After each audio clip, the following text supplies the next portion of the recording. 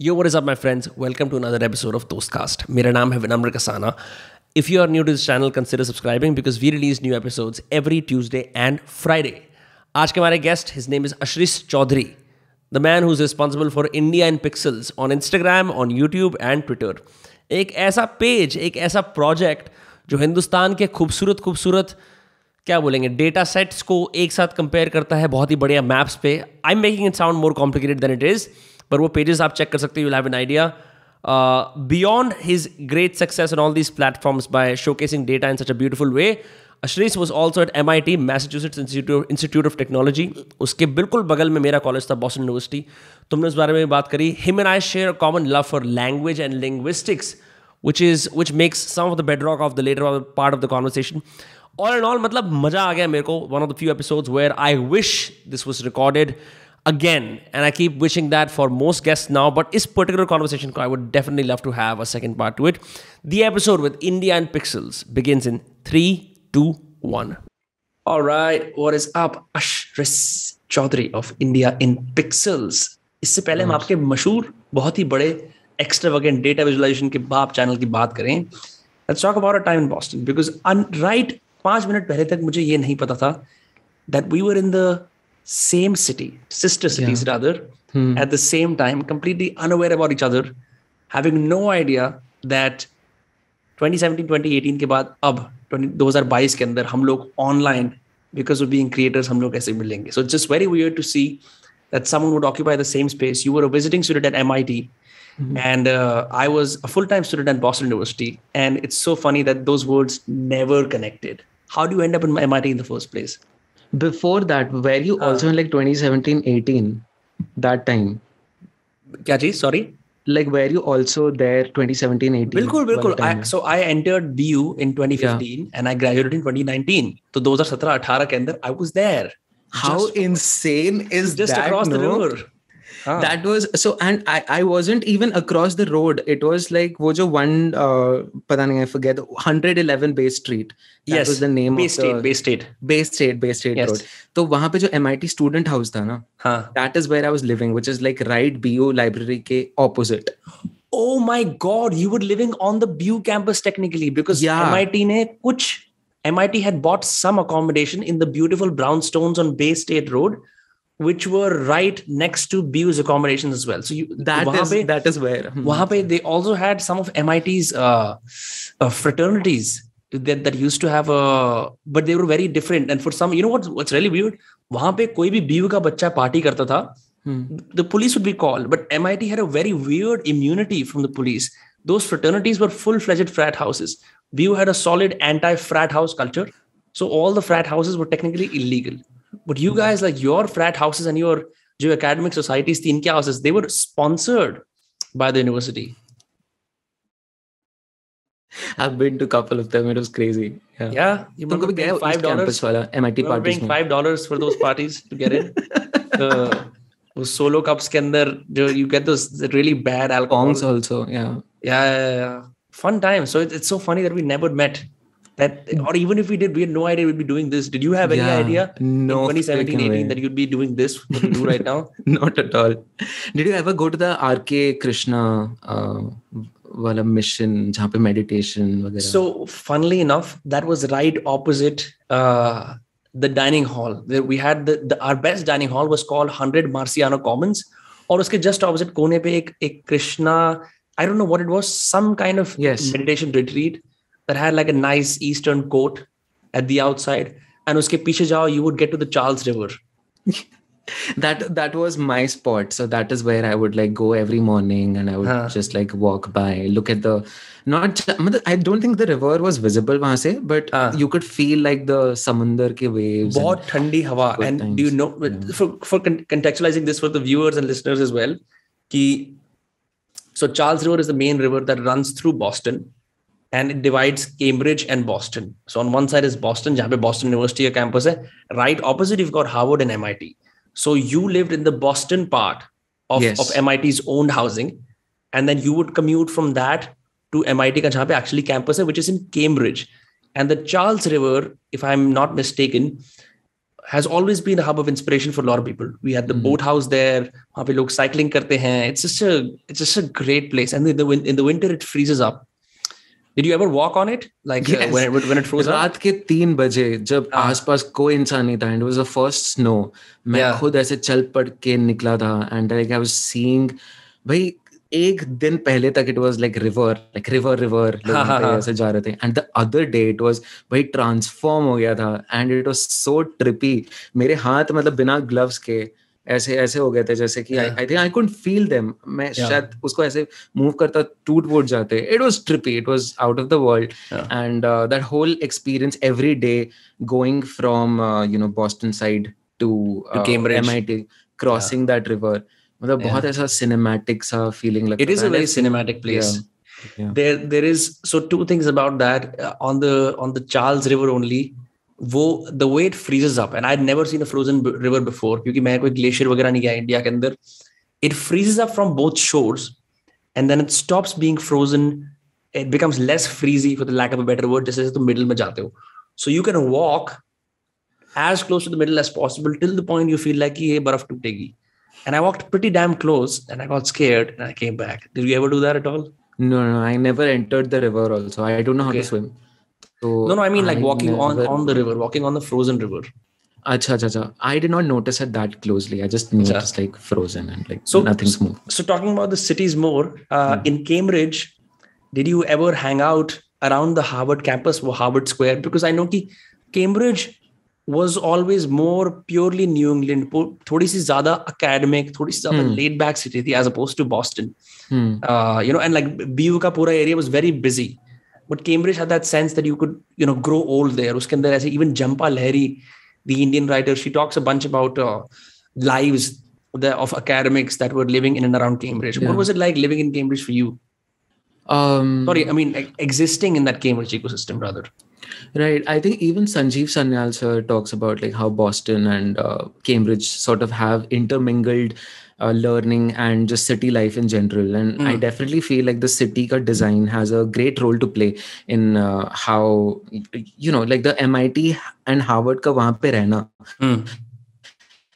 has impacted the city life in general. It totally is visible. Like bar ke themes are so nerdy, and like you have these whole molecules themed bars, and you can almost feel like the kind of conversations I was having with Uber drivers, man. Yeah. For example, like they were talking about what do you think future mein kya hone wala hai, Uber ka kya hone wala hai, and things were so relevant. You could almost feel like the whole thing of MIT and Harvard is not confined to the campus. It sort of like trickles out of those boundaries, because the design is also like that. There are no walls per se. They're like ye department, wo department, and anyone can go right through it, which is a very, I don't think maybe India mein honge waise campus designs, but it's a very open layout sort of thing. And I feel like the spaces are designed in a very contemplative manner.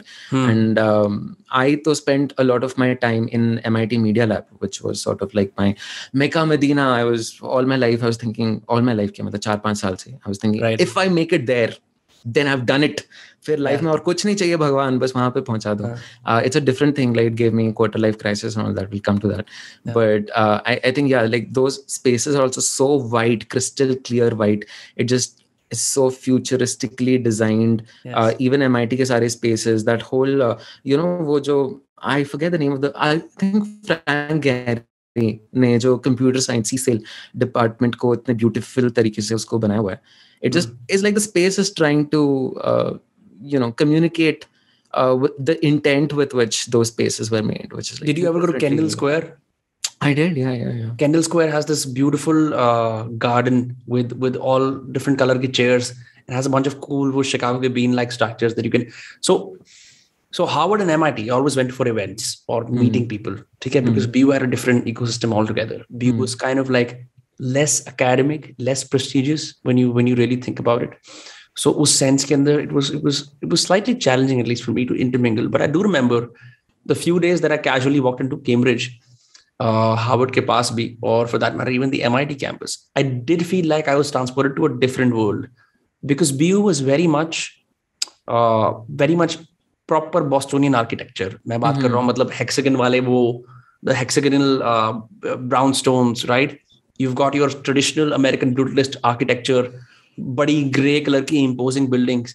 And then as soon as you cross into Cambridge, you begin to witness buildings and culture and just that intellectual environment that has been around for decades. In BU, it felt a little bit more manufactured. In Harvard and MIT, you just felt like this is a place to be at. Even they had the Brattle Theater. Do you ever go to the Brattle Theater? I don't think so. I might have. I don't remember that it was a bad. ये मतलब it is the equivalent of India का जो movie है ना, जैसे movie देखते हैं India के अंदर, watch movies. So they would play films that you would not typically get anywhere, like remaster करके 60s की films वगैरह चलाना. But that's so weird that we never bumped into each other, because I saw like hundreds of Indians the entire time. Quick question before we dive into other things. What were you doing specifically that allowed you to get to MIT even as a visiting student? Because ये और लोगों के लिए भी helpful होगा. Because you did not do your undergrad there, right? You were in IIT Kharagpur. I was in IIT Kharagpur and I was doing architecture. But I sort of like right in my first year internship that I did, I knew this is not what I'm interested in. I cannot do brick mortar design as but fundamentally the ethos of architecture is something I found really exciting. How do you take someone's innate desire of the person they want to become and transform it into a physical dimension? And I realized that thing happens in buildings, but it can also happen in websites, and it can happen digitally. Like digital websites are houses essentially. Instead of brick and mortar, it is made of electrons and photons and things like that. So I sort of took that direction, and all my internships were in this intersection. This intersection word is now very overused. It's politicized too much. Yeah, so I'll avoid that word. But like this technology and design ka jo mishran hai, I think that is something I was always interested in. Like in third year, I was doing an internship at ETH Zurich. We were trying to create like this emotional landscape of the city. We were trying to chart like these are the areas of the city where a person feels claustrophobic. This is the area where people feel happy, and we're doing it through like several gadgets that we're plugging in people, and unko bas ghuma dete the, and then we would track and study ki kahan pe kisko kaisa feel hua, and then the city would like focus on those areas which made people feel unsafe. So very esoteric projects, like very first world. Could I stop you right there? I would like to pick that thread particularly, mapping the emotional landscape of the city of Zurich, right? A couple of things come to mind. Sabse pehle to, a little analogy before I break into the question. There was a study done about how people perceive protagonists of a specific story, and they were made to hold coffee cups. One part of the group was made to hold hot coffee cups. The other was made to hold cold coffee cups. And they were supposed to talk about the protagonist. So jitne logon ne bhi hot coffee cups ko hold kara, they talked about the guy as being warm, charismatic, nice, and whoever held the cold coffee also saw the guy as cold, right? Well, the reason I bring this analogy up is to understand if something similar was happening now in Zurich, and what mechanisms, methodologies you guys used to arrive even at that. Because emotions are complicated when you self-report them, right? So what were some ways in which you designed this? What results rahe? How beautiful. So I think the example you said totally makes sense. I think a lot of studies have showed that even temperature and like the kind of climate that people are born in shapes even the languages, the kind of quality of languages that people speak. Deserts mein, Arabic feels the way it feels because, people speak in an environment jahan pe humidity kam hota hai, and so like the sounds that it makes is like that. In tropical areas mein, our Indian languages have a texture because of our humidity and things like that. So very interesting dimension to go a potential video. Deep, in this context though, like specifically about the Zurich wala experiment, because it was happening in the same city, I don't think like temperature variations itne zyada prominent the. We were not relying on self-reported scores. It was all sort of these wearable devices which were sensors, and they were tracking your physiological data, your neurological data, even like आपके brain कौन से waves generate कर रहे हैं, your skin का galvanic skin response कैसा है, what is your I even forget like what are the exact names, but a bunch of signals essentially, right? And so we were making people walk around the city and just listening to what the body was saying. without asking people ki bhai, how are you feeling?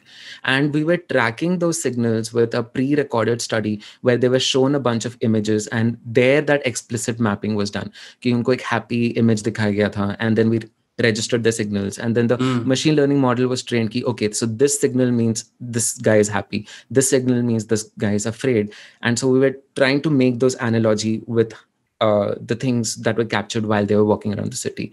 And so it was like ki jab aap chal rahe ho, fir the emotions that you felt here, how similar were those to the things that you saw when you saw a happy clip or like a sad clip. So that was the methodology of doing it. And we realized that this one particular area, which was like the red street, like I wouldn't say hookers, but it's essentially a red light district. Yes. Yeah, the red light district was an area people felt thoda sa unsafe. Also because a lot of crimes were reported around that city. That's crazy. And so like, yeah. And there was like emotional data to it that people felt psychologically. They felt like they were in a hostile place. They were more guarded probably looking around. And some insights we generated as like trees help calm down anxiety, or like shaded areas. I mean, some things are very intuitive, like lights, for example, always help lower. I'm nitpicking here, but did you ever find that does Zurich in general have tall, imposing buildings? Because if personal experience goes, Boston mein, there is I would say seaport, and like some parts of downtown Boston have huge imposing buildings. And if you ever go uske beach mein, it blocks out the sunlight. And it feels kind of claustrophobic and hostile. And this is similarly the case in New York as well. So if you could, aisa kuch tha, like did an anomaly happen where there was no real tangible danger outside, but imposing architecture, made people feel a certain way? Zurich is actually one of those cities where they have like a restriction on heights. You cannot have any buildings that are taller than the city church. It's a very spiritual thing also, and it's also like architecturally, it makes a point. Like I think Europe, America ke compared, मुझे काफी ज़्यादा standardized लगा. Really, like I think the exact opposite. But please go on. Yeah. At least I think Zurich mein, I felt like there was a color palette almost to like a whole city. And I don't know if it was enforced, but everyone seemed to like use the same shades of gray or the same shades of brown and orange. And there was like a pattern to it, but also like having that height limitation and not exceeding like one particular limit did make you not feel overwhelmed when you walk through like a lot of these towns. And whenever you came to city, that sort of pattern was very different, but it wasn't exactly claustrophobic. Maybe it talks about like Swiss people ka culture, it's very difficult to like superimpose, like take this insight and apply it. It's difficult to extrapolate into qualitative data, like qualitative insights about what human nature is. You can still, you just kind of have to stick to what the methodology में बोला नहीं जा रहा, methodology. अच्छा, but यार एक बात पता, when you're doing this, you have a bunch of researchers. Does it not want to make you extrapolate कि मैं इससे, let me go into places where data will fail, for example, and then from there the insights that did it help you make better decisions? Did it help you get closer, a better understanding of human nature? यार I was this third year there. मेरे लिए तो मैं ETH चला यार काम है, निपटाओ काम को. हाँ मतलब resume में ठप्पा लग गया. अब next देखते हैं. It was very that. I think looking back, it had like it shaped me in a lot of way. I think both as a human being and as a person interested about these nerdy things.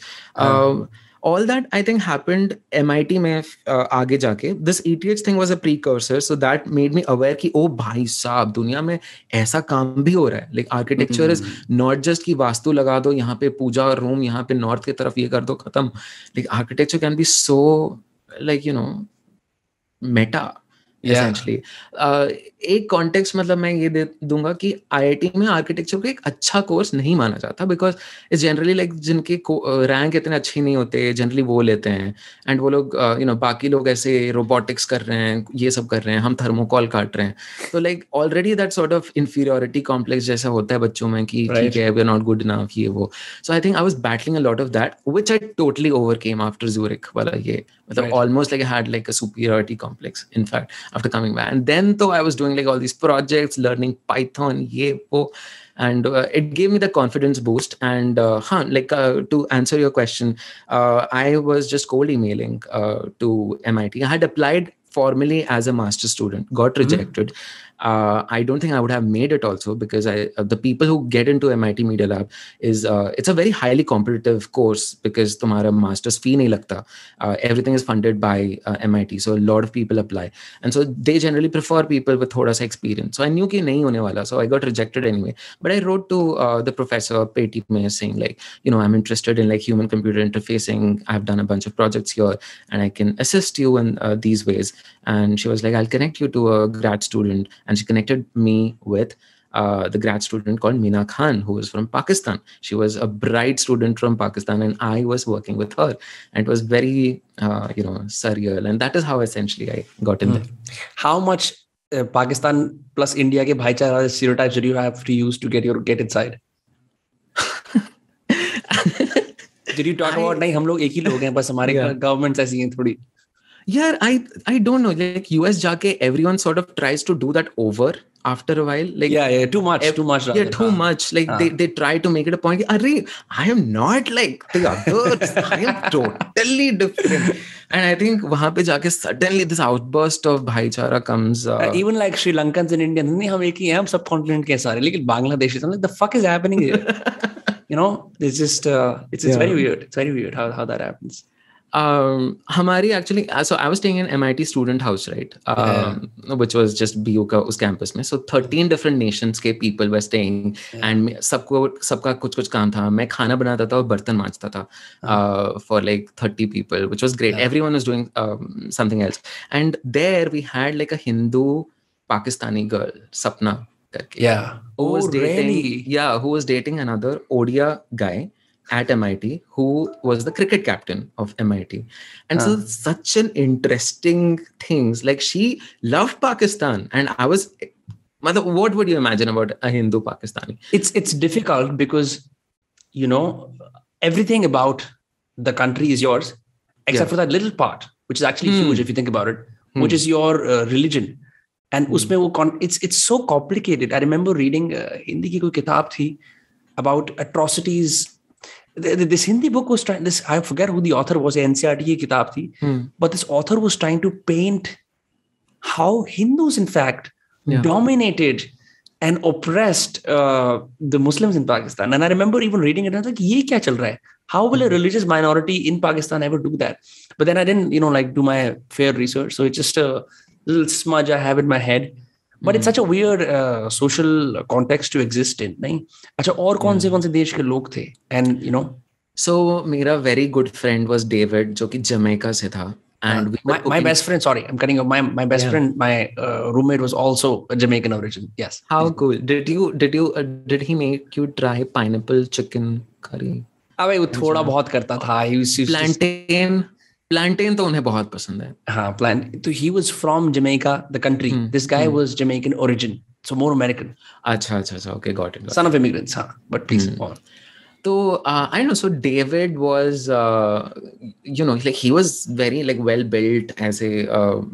काफी ऐसे intimidating लग सकता है because he's very well built, but he was into poetry, he was into theater, वो anthropology ले रहा था classes में, और हमारी बहुत अच्छी chit chat हो रही थी. And for first time he told me, so brown moreno, or like moreno hombre or something like, and मैं, he called me like a brown man. How does it feel? That time first it struck me, I'm a brown man, and I never saw myself like a brown man. With David I was talking about. Brown isn't, so this is for everyone who's from Indian jo bahar hai. Brown isn't anything beyond oil pastels ka ek shade, unless you go abroad and then you realize that categorically race ke hisab se I'm brown. And then there are a bunch of, like, you see the APCDs as well, the American born confused desis, how they identify as brown. बड़ी weird चीज नहीं है. Like you suddenly बहुत trippy है. मुझे तो लगता है मुझे आधा अभी तक भी context नहीं है. मैं जाके वहाँ पे आ भी गया कि कितने layer में है, कितना उनका क्या complexity है. But everything is very hush hush. Think हमारे इंडिया में हम लोग बहुत मुफ्त की तरह बहुत कुछ बात कर लेते हैं. वहाँ पे there was a very hush attitude to a lot of things. Anyway, but with David, I was just trying to learn about like his background. वो मुझे अपनी जमैका की songs introduce कराता था. So ठीक है. And हाँ, हमारा एक favorite pastime था कि नज़दीक एक cemetery में हम just जाके घूमते थे. That was his. Yeah, where was this? In Boston only? No. That was a lot. मतलब बहुत लंबा ट्रैवल करके जाना होता था. ए से उसका कुछ नाम था. I'll find out the name. Okay. अभी I don't know on top. This is in South Boston. This is in Seaport, East Boston. हम downtown की बात कर रहे हैं. Where? यार 3-4 स्टॉप्स के बाद था वो. टी लेके जाना पड़ता था. हाँ, ग्रीन लाइन पे. अच्छा, Arlington Cemetery. Yes. Yeah. You've been there? No, I just put 2 and 2 together because I think I could be wrong. Please don't quote me on this. कि US के अंदर कुछ जो जवान मर जाते हैं that they specifically go to Arlington Cemetery at least. नहीं था. I think it had like that sort of बहुत defense वाले. Correct. हाँ. So that is where we're going. My roommate was half Nepali, half American. John. Very fun guy. फिर मेरी एक बहुत अच्छी फ्रेंड थी वेनेसा फ्रॉम मेक्सिको. उसके साथ मैं बहुत चिट चैट करता था अपने आधे अधूरे स्पेनिश में. और फिर वो भी MIT में करती थी. ब्रेन कंप्यूटर इंटरफेसिंग पे काम करती थी. And so it was all like this people of colour जनता. वहाँ पे 1-2 अमेरिकन्स थे जो कि ज्यादा घुलते मिलते नहीं थे हमसे. बट हाँ, ऐसा था यार. और एक रशिया का एक बंदा था जिसके साथ मैं बहुत ऐसे, मैं उसका थेरेपिस्ट बनता था एसेंशियली. मैं ऐसा बोलता था क्या लोड है तुम्हें all जीवन the में. diseases from Dostoevsky सही में like such a sadness kink.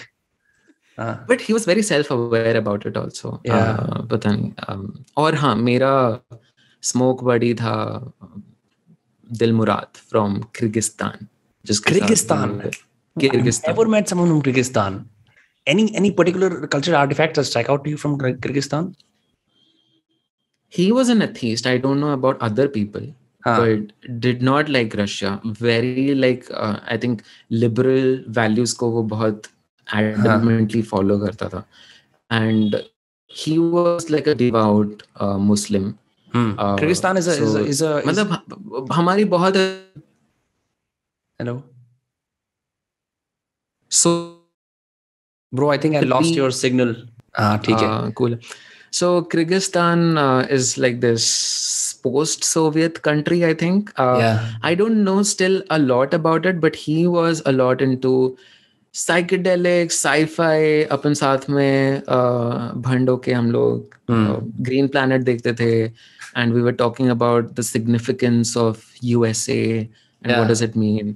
उसका ऐसा क्या बोलते हैं उसे, hot take था कि India should break up into multiple small regions. बोल हर जगह हमें यूएसएसआर किंग नहीं है, तुम्हें होगा. हाँ. But I was entertaining the thought कि अच्छा, where is it coming from? Why does he think like that? Right. Like maybe is like the Soviet वाला angle. But हाँ, बहुत interesting था. हम लोग साथ में cakes बनाते थे. So that was दिल मुराद. And बस ऐसे ही थे. एक चाइना से थी एक लड़की. So you had a fun time. You had a fun, diverse time where you got to learn a lot about other countries, and you were also pursuing something that you enjoyed. इस सब से I had a line that I wanted to say to you to sound cool, and I will say it now. So this is the line. You know, data visualization is relief for the statistically challenged, and I wanted to use it as a segue into talking about what you do. So I've taken 1-2 day course के अंदर से एक दिन attend करा था, but I got very bored. There was this journalist, I believe she worked for the New York Times. She'd come to help us understand कि how do you treat data को mine कैसे करते हैं, data में से फिर relevant insights scrape कैसे करते हैं. I understand the outside of it, but अगर हम उसको सीधा deep dive करें, how do you decide 2 arbitrary metrics to make a map visualization on? For example, let's talk about your latest one, which is I just met my old editor. He was mentioning this map as well. आज मैं उसके I had gone to lunch with him, and I was telling him कि मैं आज Ashris का podcast कर रहा हूँ. He's like, oh, I watched the channel. And we both were laughing about how absurd it is to talk about how many Olympic-sized swimming pools can all the pan saliva fill each year from each state. That's such a specific, arbitrary, like why Olympic swimming pools and pan Is this a subtle way of making you understand कि बहन चो ये बहुत सारे पान वान थूकते हैं India के अंदर? Because usually people do something like easier, like age and something, you know, like obviously बड़ी easy, obvious, traceable metric जो सब समझते हैं. Why these two? तो I तो think वो easy metrics लोग नहीं समझते. अच्छा. I'll say something like when you say 1 liter, 2 liter, you can visualize कि थे 2 बोतल 3 बोतल. Whenever you start talking about million tons or like million liters, what is a million liter? Can you distinguish 1.5 million liter from 1 million liter? Kabhi, have you ever come across something like that? So I think fundamentally I know that data visualization is how do you take something that you don't know and create some abstract connection with something that you can visualize in your mind, something that you can empathize. And so Olympic size swimming pool जब तुम बोलते हो, so it is that specific because तुमने Olympics देखा हुआ है कभी तो. You have seen Michael Phelps even participate, तो at least some idea of like एक pool तुमने देखा है जो कि Olympics में होता है. You know, it's pretty big with all the country ke flags and also. So I'm trying to evoke that memory that everyone has probably you know, registered in their mind. And that sort of this connection is so absurd that तुम पान and ये को कभी वो नहीं करते, which is what makes it unexpected. And hence, like while you're scrolling, you'll probably like pause for a second. And even if it's not the topic that you read, the 2 blots of pan will probably. So I think it's less about data visualization. That post specifically was a lot more like visual theatrics that was doing a lot of cheap tricks of sorts. But Americans do this, you know. I think I learned it over there. They do not use standardized things. They will say it's like 3 bananas long. Not 3 bananas long, but they use these things that you can approximate with. Like they use all sort of absurd metaphors. It's like 3 washing machines heavy. Or they use the word tad bit. That's another one. Tad bit, which they face a lot of flack for. Like, you know, everyone takes a disk, just use metric system. But I honestly think it is coming from a place where they know some human insight that हम वैसे ही measure करते हैं in terms of what we find is functional. Right. You don't say that Delhi से Gurgaon is 43 kilometers. You say 1 घंटे दूर है, because that is the functional unit for you, right? So I think with all the visualization that I take a very non-intellectual approach to anything. I don't try to use like jargons. It's very much like what is something that someone can just tell their friend and have a chuckle about. It would probably first attract you through its humor, but then make you think about ki wow, hum itna pan thukte hain. And which is what makes your channel and your Instagram and everything else you do so successful. Because सबसे बड़ी चीज क्या होती है? If you look at, say, some of the data that you come across in everyday life, चाहे वो newspapers में देखो or you see it in your own analytics and YouTube, right? It's just you just have to be a savvy guy to get a sense of really what's happening. And the other thing is कि do you एक चीज होती है ना, जैसे to scrape what is useful from the data. How much data do you discard when you make maps like this? A lot of it, I think. Matlab, when I come across these PDFs, first I think like you have to be savvy, but you know, to answer your question, like the traditional conventional form, it is so boring. It is just so dry to look at tables after tables, numbers after numbers. How do people do it? You know, I just get bored with reading things. And so a lot of it is not even like how do we like make it easier, just how do you make it less boring? I think that's like a big, that's a good metric for anything now, you know. How to make it less boring, है ना? So काफी कुछ तो I think like the whole thing about this is I just want to document things for myself. And कभी कभी ऐसा होता है I want to look for some information and I Google myself Indian pixels this and फिर कुछ आ जाता है. So I'm recording for myself and this is how I best understand things visually. Like I'm someone who was drawing comics during my history CBSE revision to understand कि France ने कैसे किया, कैसे all that. So this is how I think about things, which is what I'm trying to do. Now coming back to how much I discard, a lot of it. Like एक table में जब कुछ present किया होता है, they are not trying to make you understand. They are trying to disseminate all information that report has collected. So अगर किसी ने NSS में कुछ किया है, they will talk about everything. What was the average age of women? What was their caste? What was their year status? What is this? The focus is not to bring an insight necessarily. It is कि हमने ये data collect किया and ये हमें बताना है. Now, when I come in, I am coming with a specific goal. Like I know that my work is made for social media. I know that someone sitting in Mizoram is going to watch it who probably does not care ki what are the nuances of Tamil Nadu, and so it has to be general enough that someone can empathize on some level. So I try to come from it from a very like, what is the lowest hanging fruit that I can tackle? I am not really interested in like covering everything out of a report. Right. Part of the appeal of Indian Pixels is it's like a random idea generator. Every day you expect something differently. I think if I continue doing like economy after economy, people will be like, "Theek hai, this is like," you put that in the box. So a part of the charm is like you don't know what to expect. So yeah, that is how I approach it. It is like, what is the lowest hanging fruit? I bet you were very smart in geography. You could trace the Indian map from your head, Because you see the Indian map every single day in and day out, right? उसके अंदर probably कुछ Bermuda Triangle like conspiracy theories, like some jags on the border you see differently than everyone else, considering how much time you spend with it. You're probably right. I don't want to be humble and say कि नहीं ये तो ऐसा, but that's right. I think one day I was trying to as a blind fold करके make the map and it was kind of fine. Yeah, it's काफी aesthetic to look at also our map. It's Indian map. Pretty. Yeah, it's so symmetrical. Like it's a human body वाला जो angle है, and I don't think अगर मैं Chile in pixels करता, it would be as aesthetic because it would be like one strip of land here. But if you look at India,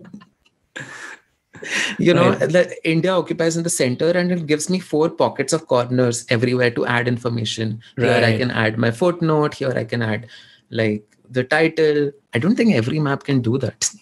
That's so I thought to embrace the... I remember reading this random Indian author, like how people write 101 school stories. They just cook up a bunch of stories and they make a book out of it. So one of the stories had this passage about एक लड़का होता है जिसका सारे subject अच्छे हैं, but he's very scared of geography. So he gets the dreaded map question. I don't know if you went to a CBSE school, but I did. You did, right? So पहले आते थे, I think they've gone out of existence now. But he was so scared, so he brought a map from क्या कहते हैं घर से जो वो नहीं होता चुपके से trace करेंगे ताकि जैसे. So but he does it and he says इससे पहले when he was making maps, this is the way he describes the map of India. It's like it's a fat lady with her head tilted back, and he can't make the triangle that comprises the southern state, so it just looks really bad. And the Northeast and Gujarat are the things in her bag flown all across. It was a beautiful way of like making a bad map of India, and फिर वो eventually सही map बनाता है, cheating करके उसके teacher उसे पकड़ लेती है. But the point is, it is really hard to make the map from your imagination. And yet, one of the striking things about data visualization or maps is it allows you to see your place in the world because you can kind of tune out, right? Which is like एक weird चीज होती है to have a globe or a map of the world in front of you. It just opens places that are not physically visible to you. I don't know if I'm making sense, but spending time with maps just makes those countries and those cultures tad bit more accessible. I use that. So yeah, 110%. I totally agree with you. I think a big charm of it is whenever you see a map, there is a place on that map you can place a finger and say, me, that is where I am. And that is the X factor. That is where the artwork is not from Indian Pixels, from Ashris. It is yours. thing, like you project your identity, you project your things. I think like if you take my post and strip out all the comments, it will lose almost all of its charm. I think I just do that chingari. The real thing is what happens in the comments, where like someone from Tamil Nadu is talking to someone from Punjab and they're talking about all these things. I am basically like a conversation starter. I feel the way I look at it. And that is the interesting dynamic of what is happening. And not just like on like geographic level, but across platforms like Twitter, where there are like these tier one sort of intellectual people having their thing. Facebook, where this like they approach it in a different way. So I really enjoy what is happening. It's almost like I am just doing 10% of the work. 90% people are feeding in. It's like a crowdsourced project at this moment, which is why I thoda sa feel like I'm cheating at this point. No, you're not, because you know what, you have been able to do what really bad communication from the states has not. जो ये आपस में states बात करती है ना, it's all diplomatic and only through ministers. Rarely do you get a place जहाँ पे दो state के लोग widely different, ethnically and other things, वो interact कर पाते हैं. And it usually starts with the most basic small talk and build from there. And the first thing that people do, I don't know if your comments are the same and you can opine on that, is they find the similarities, then the dissimilarities, then appreciation for things that are great in their state, and and then talk about the things that are bad in their state. Ye comments can you've been socially listening to this? What are some of the conversations that are happening around these maps? So a lot of it is just people trying to, root for their state pride. You're developing state pride. Yes, and okay, so two angles. State pride is what attracts you, but in that process, you also take a look at other states, and so you're trying to just generate and record these sort of other things. You're looking at your state, but you're also looking at your neighboring states. It's sort of this, team कैसे bond होता है? Like you are sort of तुम अपने locality में कर रहे हो, then you support for your locality. जब तुम फिर अपने schools के साथ करते हो, then you identify with the school. So I think something interesting like that happens. Like people start forming their state pride, but it generally grows beyond it eventually. Like people from Maharashtra I really respect Kerala because it has performed, consistently well across these things. They're at least registering that this state has been doing well. People make their own sort of correlations that I probably never imagined. They would make something like, oh, so these states, because they're at the coast, they have always had an access to external things, which is why such and such thing is happening. So I think you come for the state pride, but you stay for like the this ability to look at all these different cultures at once. So I think eventually people get softened up. One, because also because I think everything today, comes from a point of view where it is trying to tell you something. It is trying to like forward that kind of thinking, and data and numbers that thing isn't there. Like you give it your meaning. You essentially project your life experiences and basically figure out what the numbers mean. It's like songs and art, the ones that are not non-propagandistic.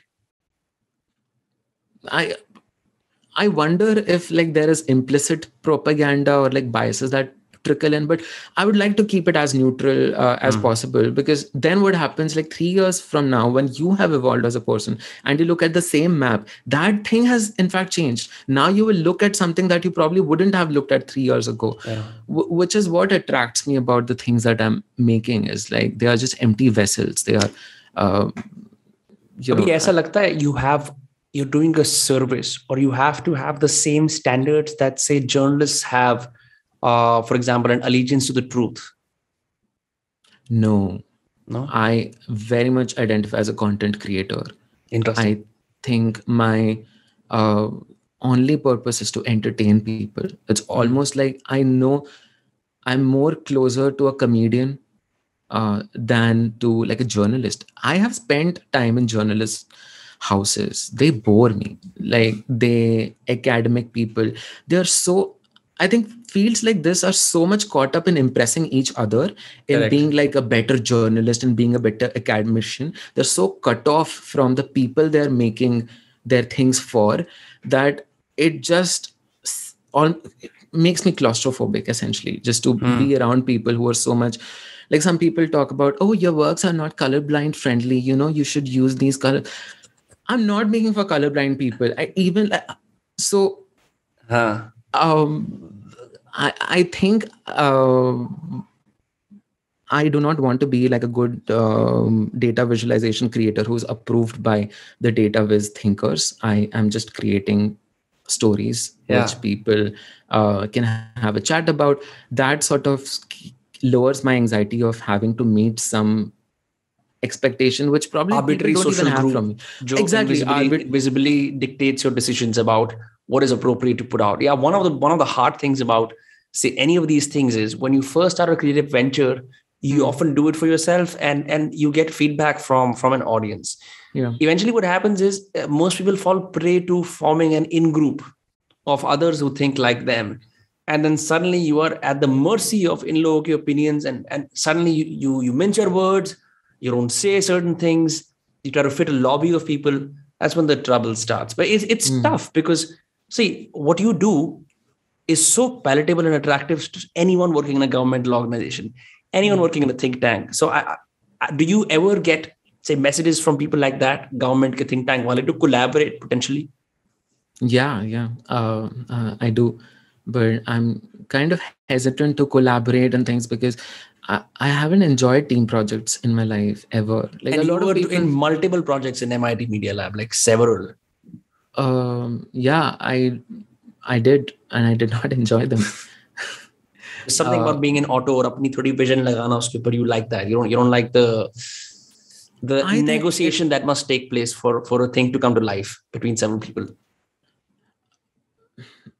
I think that's more connected with how I was brought up. Maybe because I was a single kid, I didn't have siblings, so I have never like learned how to share even, toys and things like that. And I was changing schools every 1 year, every 2 years, because dad was in Navy, so I didn't have like a constant sort of So my default is very much where I create my world, which I am in, and whenever someone else is there, my focus is very much like, oh, they should feel accepted, they should feel heard, and it's very that which is antithetical to what you do, because your work is disseminative. Then you become accommodating, which doesn't work well.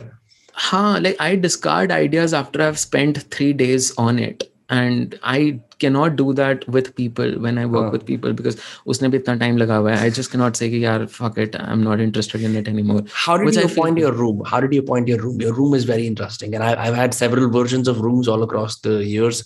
One thing that has remained consistent is trippy bed sheets. Yeah. इस तरह की lights पीछे वाली, and a bunch of posters. You don't have the posters going, but you have a bunch of books. What iteration of this is? How many more iterations? I'm so glad. Like, you asked the best questions, Vinamra. I think like it's. Can I थोड़ा सा ऐसा offshoot? हाँ यार बिल्कुल. कितनी maps की बात करेंगे कैसी भी? हाँ. एक तो I would like to tell the people that I honestly think, I'm not just saying because I'm here. I think Vinamra is the best podcast person. I don't think that's even a term that describes you. But whatever you're creating, it is so original, so refreshing. And right now, while I am at it, I have seen it as an audience. Now I'm experiencing it as like the person. I can totally feel like you are creating an ambience which allows people to open up. That is super surreal. And the kind of malleability you have, you are talking to me and you can talk in terms of data. You have talked with people and you can go from advertisement, and I am really impressed कि भाई तुम कैसे कर लेते हो ये. So I would eventually want someday कि तुम्हारा कोई interview करे and podcast करे. That is something. First of all, thank you for all this flattery. I just think I have developed a casual indifference to most things, and I'm superficially curious about a lot of things. एक होता ना in depth में curious कि घुस जाना एकदम जी के अंदर. Because I'm superficially curious, I know the outlines of a lot of things, but not enough. कुछ भी not enough in depth. So, and besides, I'm genuinely interested in your room, क्योंकि मैं भी मैं खुश हूँ, मतलब कि किसी इंसान ने अपने रूम पे काम करा नहीं तो generic. Here's what people get wrong. People do this esoteric. They get the worst posters, like if they want to say that they like rock music, they'll get a Pink Floyd poster. Yeah. And they'll get the most generic Pink Floyd poster. And then they'll get recommended a bunch of generic posters, and then their identity will become generic. And I've been through this. So it's always interesting for me to see, even, despite your architecture background, that there is a deliberation going on in your room.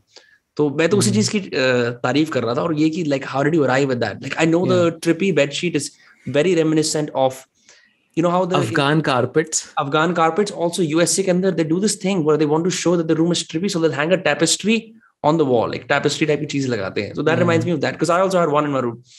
Yeah, that's a very US Gen Z thing. I think a lot of my MIT student house, a lot of people did that. Anyway, so I'll walk you through. So those fairy lights are something I got from Gurgaon. I went to someone's place and I saw those fairy lights, and I was like, "Yaar, ye to kitna sundar hai." So I stole it from there. Not that, the idea I stole, and I got fairy lights. It has worked for me. Yeah. I think for me, like this yellowish sepia aesthetic sort of really helps. I've been in those rooms where people go with like blue, like neon blue. Oh, neon blue is horrible. Neon blue reminds you of a cheap bar. It used to be cool for a specific few years, 2-3 saal ke liye, when neon blue was the shit. But yeah, now it's just overdone. So I have never sort of been at peace with blue, but I realized like yellow is my color. And the other aesthetics, like this thing is my parents. I think they have like an inclination towards like these very floral, more is more aesthetics of like, so hamari living room mein you will have like these very Afghan carpets on the floor, which I haven't liked because so my parents ka aesthetics is very like this floral high definition, which I think I did not mind growing up, but as a KGP jaake, after I was indoctrinated with a lot of like these Western architects, minimalism, I was like, kya kar rahe ho, ye sab acha nahi hai. But off lately I've just like come to accept, because I was staying with mom many times. So I didn't ever have like aise bed sheet. It was a very plain color right. But yeah, let's welcome some variety. So so that's about this. That ukulele I told you ki 2 din pehle I got. What else? I don't think I have done anything much. Those books are... It's rare to have books on your bed headboard. They're usually near someone's desk. But I can see the accessibility point, because it's very close. Is it closely tied to your bedtime? I just in general, I think I lay on the bed, मैं ऐसे लेटा रहता हूँ, कुछ करता रहता हूँ. I just like to pick up a random book sometimes and flip through pages. It's not even like I don't study books beach mein. This is how I do. Like I flip to a random page, I read one paragraph, and then I close the book, and then I start thinking about it randomly, and random iterations start happening, and मैं कहीं से कुछ पहुंच जाता हूँ. So it's just like a trigger for me. Yeah, I love that. And I'm so glad that you brought that up. One of the difficulties that I'm facing now is books सारी बाहर रखी हैं. यहाँ पे there isn't enough space to really keep the books. So there are some by my desk, and one of the books is this weird £1 book that I picked up from a £1 bookstore in the UK. I think you will really enjoy this. And it's called The Innocent Anthropologist, Notes from a Mud Hut. And मैंने जो pick करा था, this guy was talking about this is a great segue also. This guy was also talking ये बात कर रहा था about the difficulties of how he's living with these people. They're called the Dowayos, DOWAYO. I forget in which country. I think in Cameroon. I think this is in Cameroon. And he's talking about inki language is so guttural, and they don't even appreciate their own language, that it has 3 tones. So words का जो मतलब है, it changes in the high pitch, it's different in the medium pitch, and it's absolutely different in the low pitch. So he's having difficulties understanding that. And so koi matlab, I can read the entire book, or I can just do that. And that leads to a bunch of iterative thoughts about language in general. जो कि मेरे को पसंद आता है is the skimmability of books, is the ease at which you can open a page and enter a different world. You don't have to consume the entire book.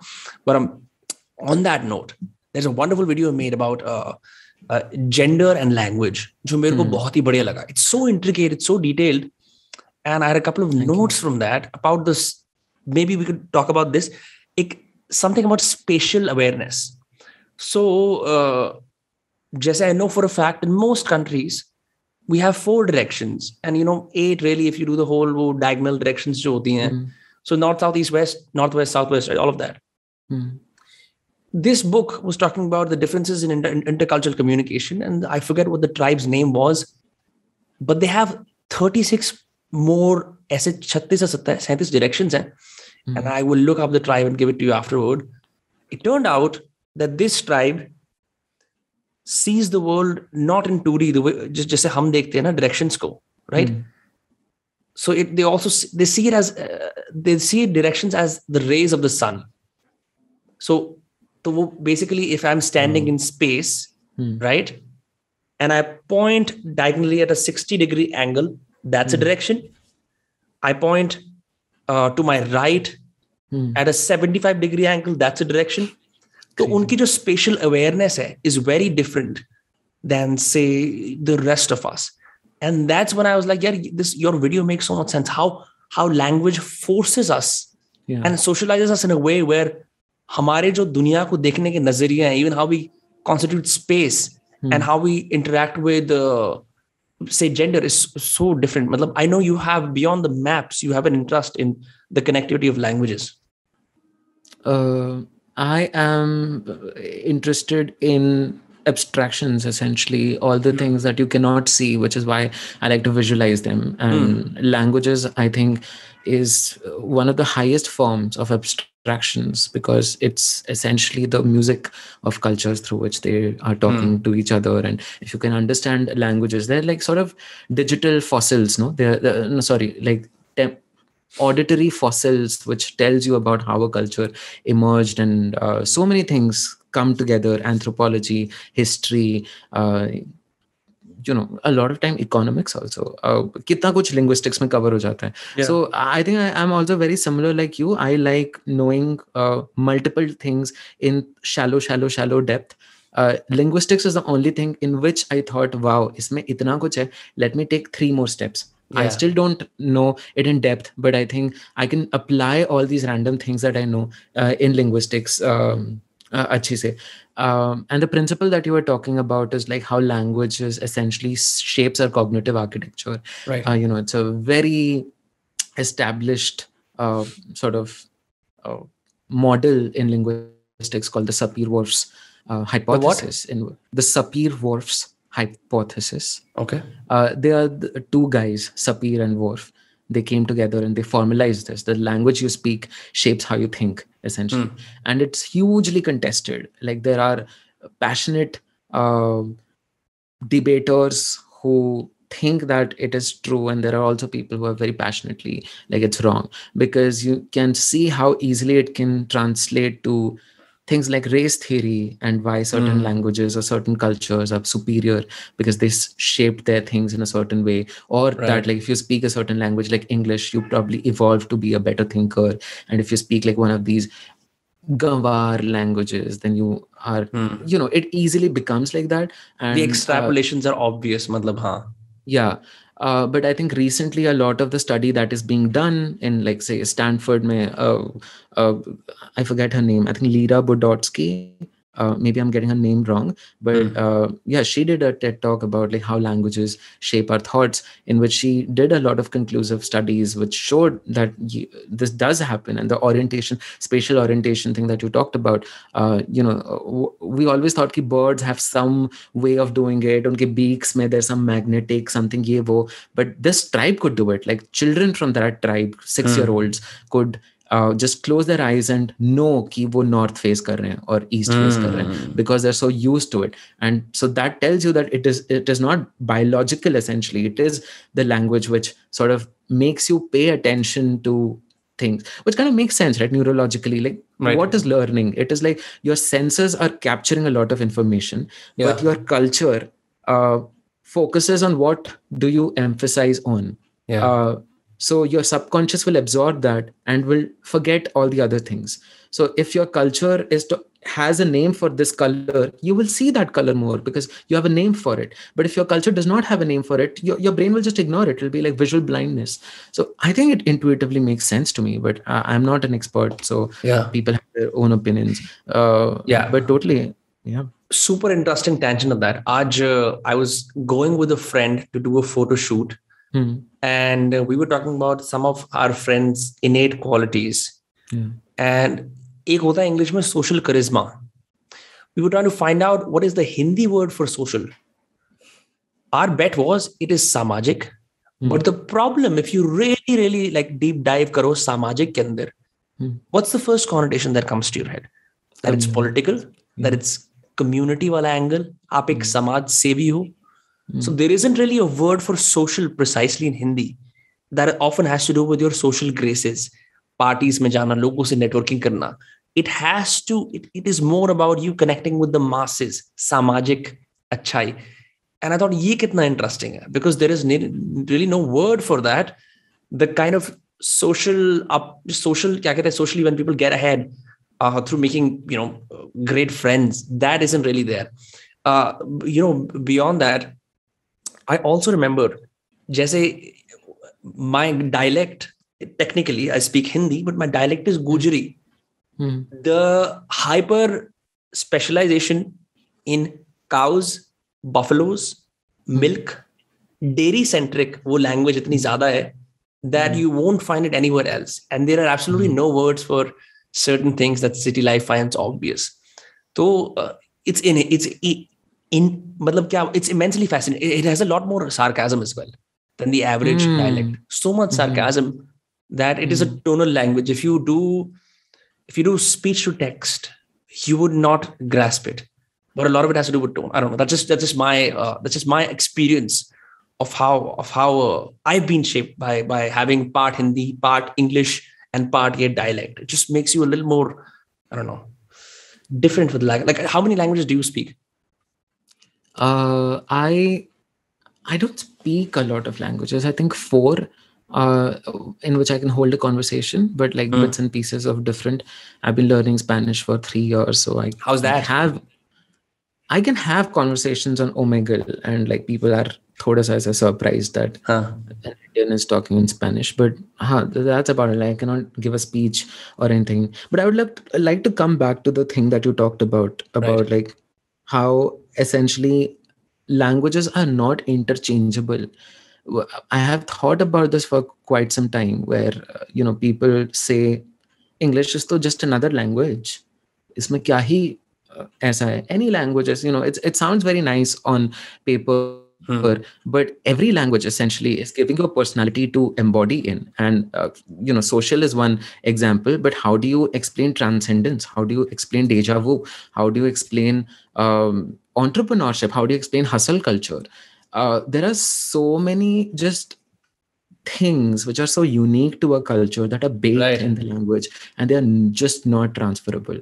So when you learn a new language, you are essentially also embracing a part of a new culture. It's not just on an auditory level, which is what I tell in that video also. Not that video, I think another one on Avadhi, where when people lose a language, people think it's no big deal because there's still another language in which you can communicate. But essentially what you're losing is all the metaphors, all the idioms, all these like sort of things that language uniquely created. For example, as Gojri has like these sarcasm and satire ke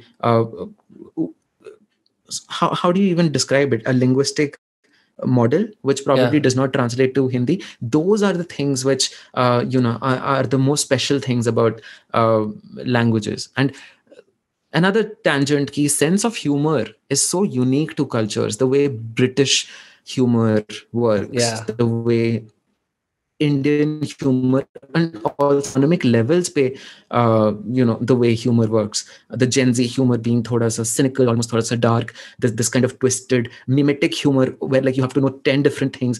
In order to get it.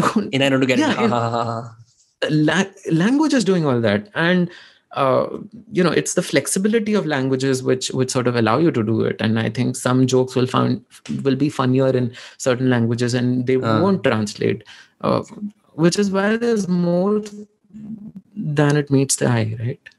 Linguistics. I love where this is going. Matlab, main to linguistic, pata kya hai, I've never had formal education in it, but I've always made it a point to coin new terms and then float those terms in my immediate friend group and then see them resonate back to me through other people. So मेरे को लगता है कि something interesting is happening here.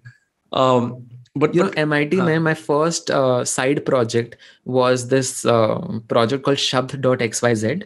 in which it was basically people just can come up and create their own word and attach a meaning to it. And it would be sort of like Urban Dictionary. People can come and upvote and essentially re-irrigate a language. Obviously, I love that not... term, re-irrigate a language. That's such a nice, such an Indian agricultural way of looking at language. Yeah. I had written like this whole Medium article where I was saying how Hindi is drying up, and essentially I was analyzing a Hindi article and I was Talk more about that, because मेरे को भी a hypothesis है, but it's all based on conjecture and anecdote. Talk more about that. What do you mean Hindi is drying up?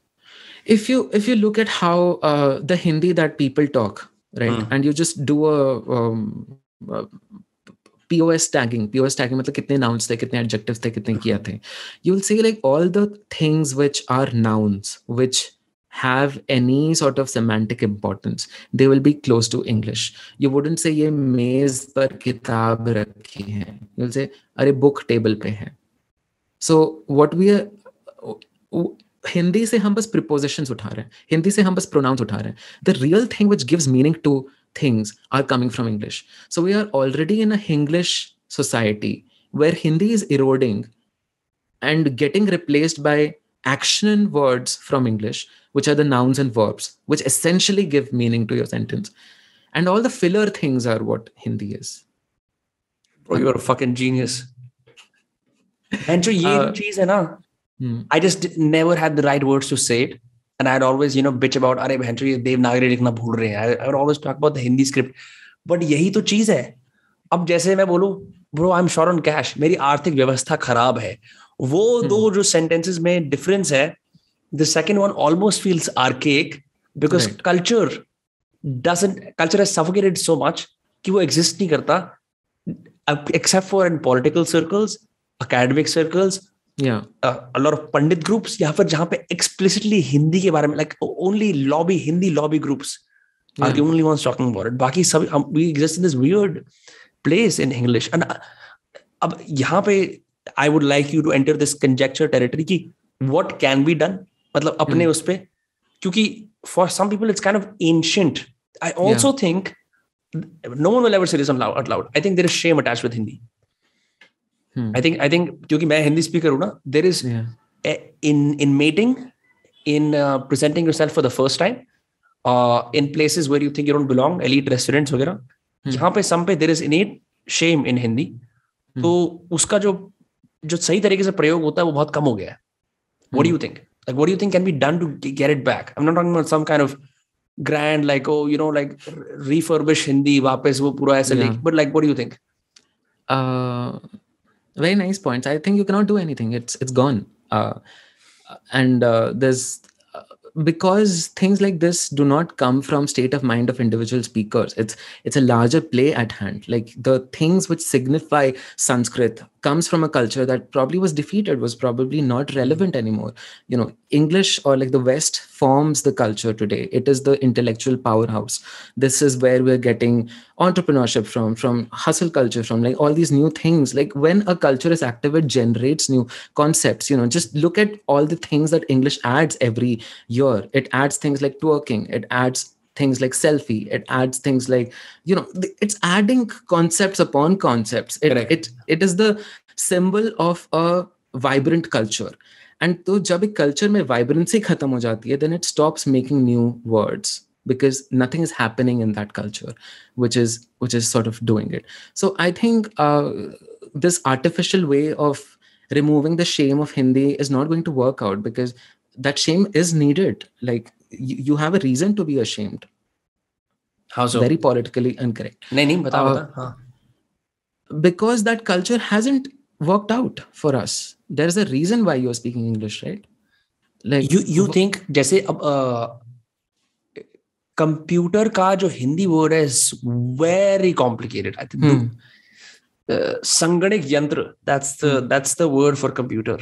Yeah, it's not pretty because you did not invent it. You came up with it to refer to something that was created by another culture, and you sort of made it into like a Latin sort of a thing. The way I think is, do not stress about it. When I think India mein that sort of rejuvenation will happen, in which the culture starts doing its own thing, it will naturally happen. Like we will form our own sort of ways, and So I am a full proponent of English. I am a full proponent of people embracing English. It is a lot more easier for you to just learn certain high semantic words from English and enrich your English rather than like know ki Sanskrit mein kya tha and bring it up. And it's not coming from a place of like when I say shame, I do not necessarily mean ki everyone should be ashamed. It's just that it feels thoda sa artificial. We do not need it anymore. We are a lot more, like you and me are more closer to someone in New York right now than to someone in Patna, some outside. Well, it depends on what face you put on at what times. Yeah, that as well. Sure thing. Yes. Which is why like my videos mein a lot of people say कि यार तुम either English use करो या Hindi use करो, क्या तुम switch करो इधर से उधर. It's a very deliberate choice. I know what the two languages are doing. So what English does is English has like this way of saying it when I'm like announcing it. Like if you look at the rhythm of English, it's very, it calls for proclamations. You proclaim something. You proclaim something, exactly. It's very proclamative a language, and like the music, the way you sing English is very different from how you sing Hindi. Like Hindi जब आप बोलते हो तो थोड़ा सा I don't know if like पता नहीं कैसा होता है, but दोनों languages का एक music होता है. English fills the holes of Hindi for those concepts that do not exist, and Hindi sort of softens English. That's a beautiful way to put it. The edges. That is what I think. I think when I talk about Hindi, when I talk in English, I can be very precise with what I mean. Yeah. And when I'm talking about Hindi, I can talk to your heart or be very emotive. So it's like I travel through those things.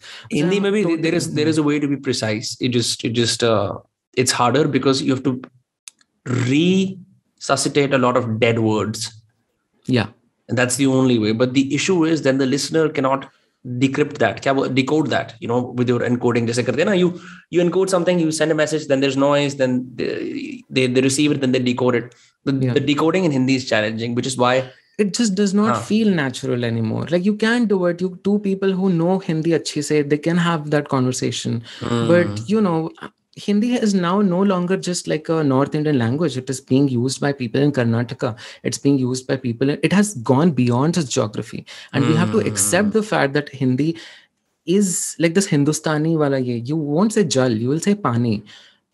It has like that Islam aa chuka hai usme. And you cannot just make it like Hindi is an artificial language. Come on. Like it is a combination of खड़ी बोली जो बोली जाती थी दिल्ली के around, उसमें a lot of Sanskrit was added to create this language which sort of became like a government ka language for India to function. Really? उससे पहले हिंदी had different variants. अगर आप मारवाड़ी के राजस्थान में जाओ, it had its own flavor of Hindustani.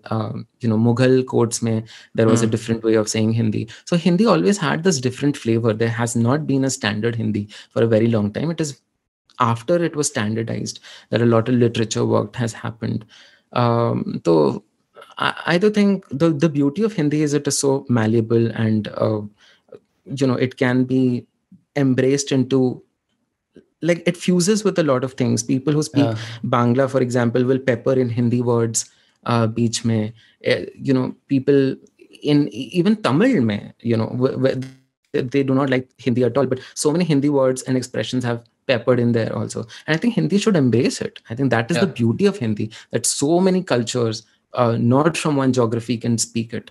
Yeah, on that note, 2 points. Ek to ye ki if you'll often see fiction writers and non-fiction writers from India will use mostly English dialogues, but every now and then they'll use yaar, chai, beta. There's some words happening. I've seen this all across. Fiction mein khaskar, as a way to endear you just a little to the cultural context of where the story is taking place. Yes. Okay?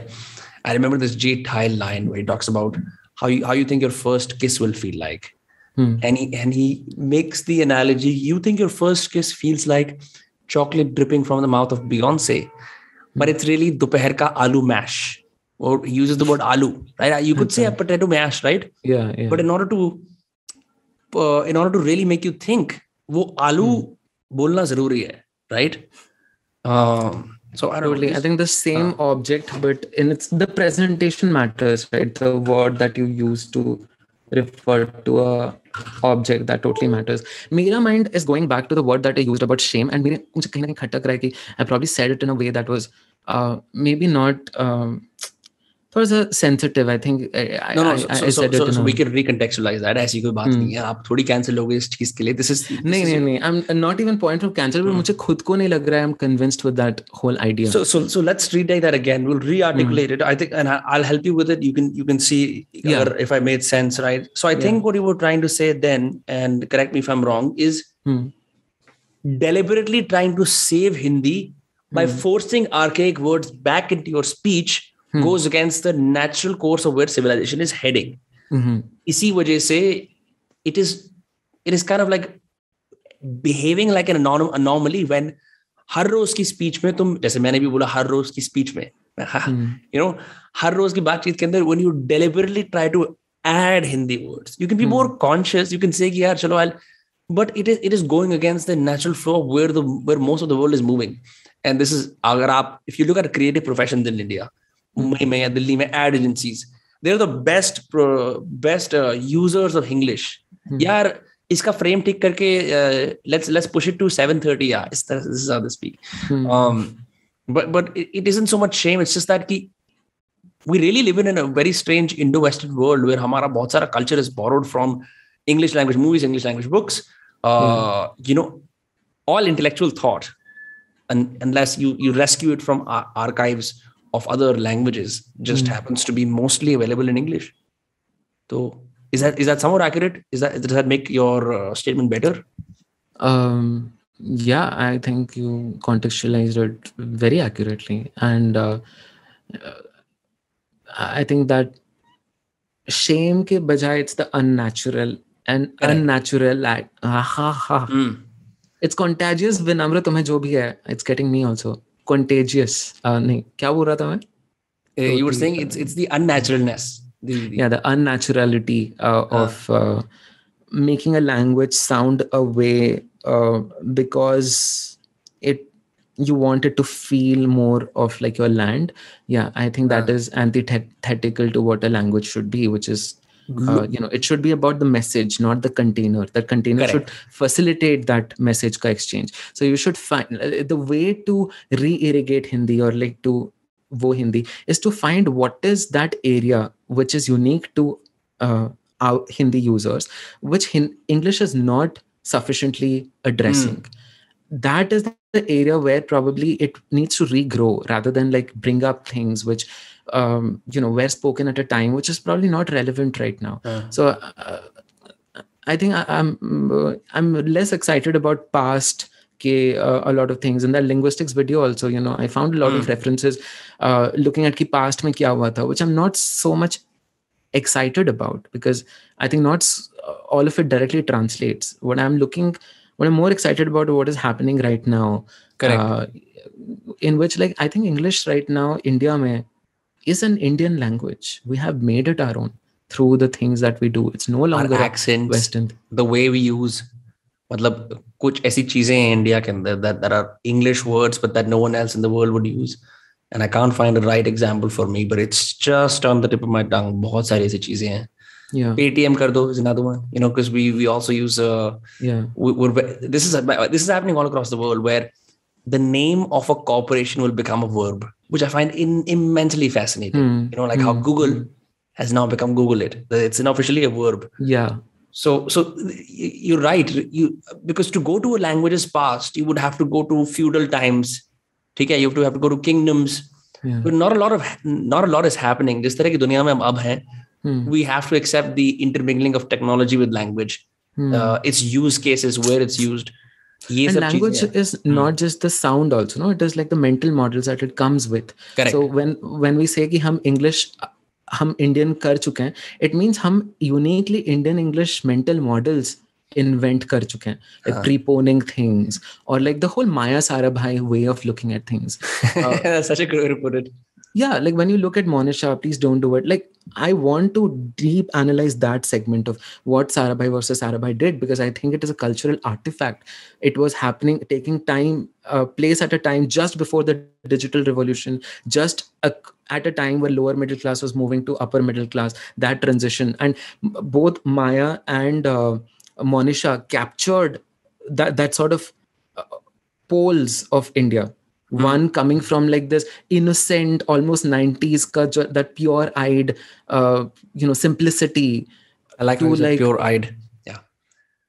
and Maya's very, like, she has been to London, she has been to Paris, she knows how it works, and she's clearly like, introduced. She's course correcting Monisha ki aisa mat karo, aisa karo. Like, this is the Yeah. right way of doing it. I think because most people who would watch this are like younger. So a better example, love the example, is Aisha. Same stuff is happening there. You know, you've got Sonam Kapoor, and then you've got the other woman whose name I've forgotten. Wo bhi wo gaon ki relative, and she's trying to teach her the ways of the city. And now there is also this other thing that happens. Anyone who's a literary figure in a language tends to एक superiority की air रखते हैं वो कि अरे आपको हिंदी के ये शब्द भी नहीं आते टाइप से. But increasingly in metropolitan cities, we have moved from archaic ideas of in Hindi. Like, imagine the word startup. उस startup word ने बाकी सारा हिंदी बोलो, but that startup word has kind of, it's become the center of the vision for a lot of people कि मैं startup चला रहा हूँ, मेरा startup है. And that is such a forward moving futuristic thing to do. Yes. Versus व्यापार. व्यापार के connotations क्या है? पुराने सेठ जी टाइप के, just it's just kind of, I don't know. This is really speculative territory what we entered, and I'm trying to, क्योंकि मैं भी immensely fascinated हूँ. एक और बढ़िया चीज, moving away from languages to just the way conversation. थोड़ा सा just I'll complete please. This particular thing जो you said, like the people who become the guardian of something. Correct. That is exactly how you collapse a field. I think, the issue with Sanskrit was just that it became too much of a confined language that wasn't allowed to degenerate. Only when God, you need a language to degenerate for it to permeate culture. Yes. English is successful just because of that there are no highbrow gurus guarding it.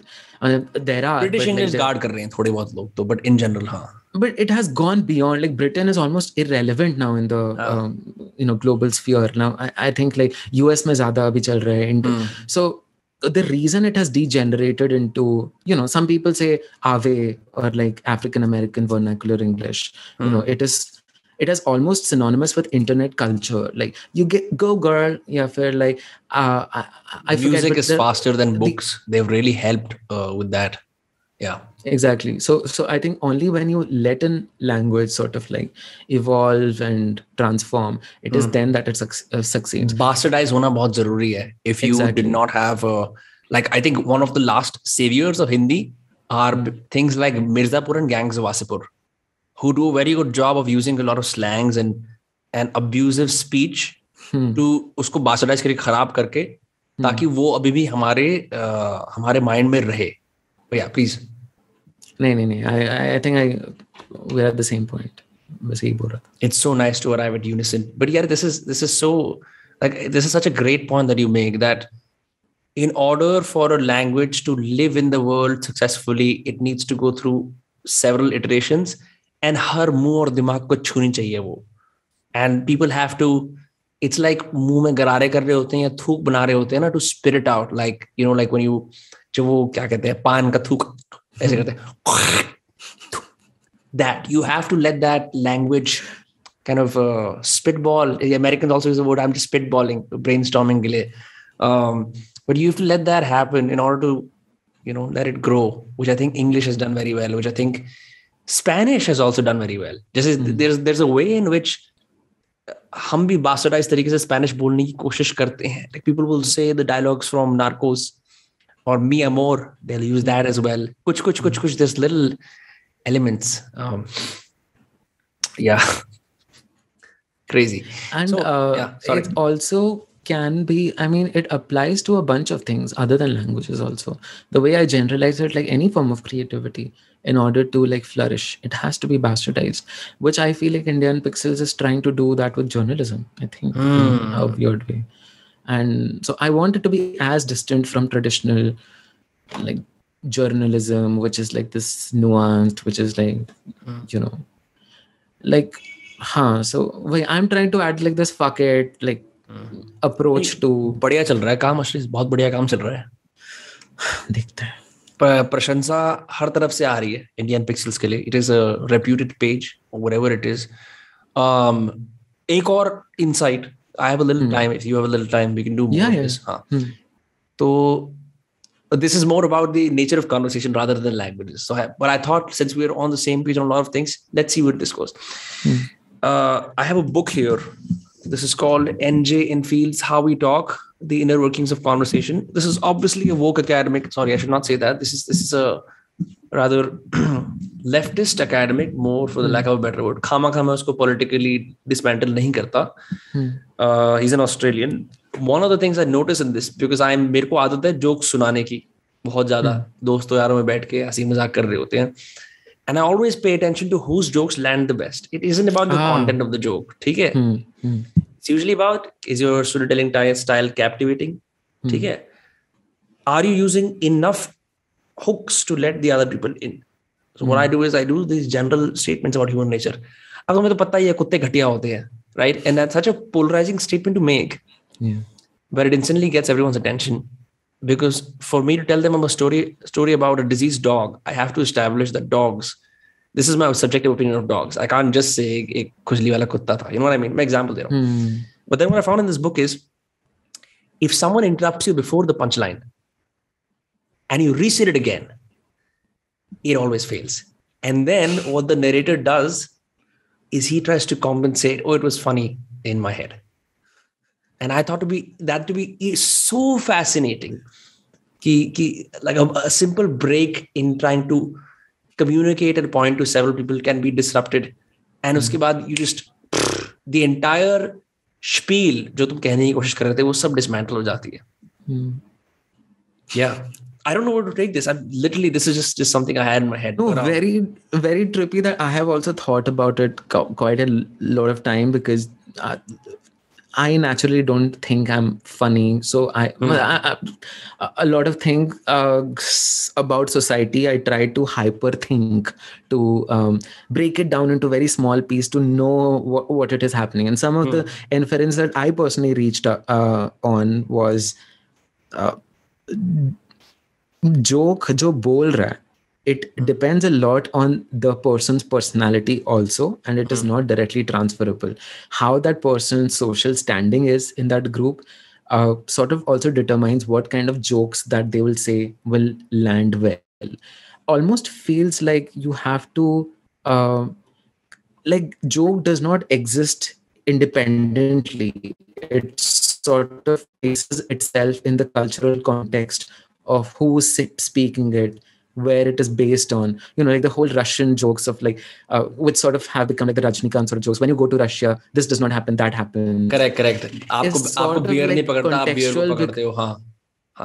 हाँ. It is sort of because like it emerged in the Cold War wala time, जहाँ पे Russia was seen as this foreign place, still weird, and so that is what the joke establishes. And a lot of these jokes play on stereotypes sometimes, which like at one time Sardar jokes were very funny, and I think yes, there was a whole Santa Banta phase. It's so weird how they've gone out of fashion, right? Bam, like exactly 2000s ka start, messages was like Santa Banta going left and right, brutal jokes. Yeah.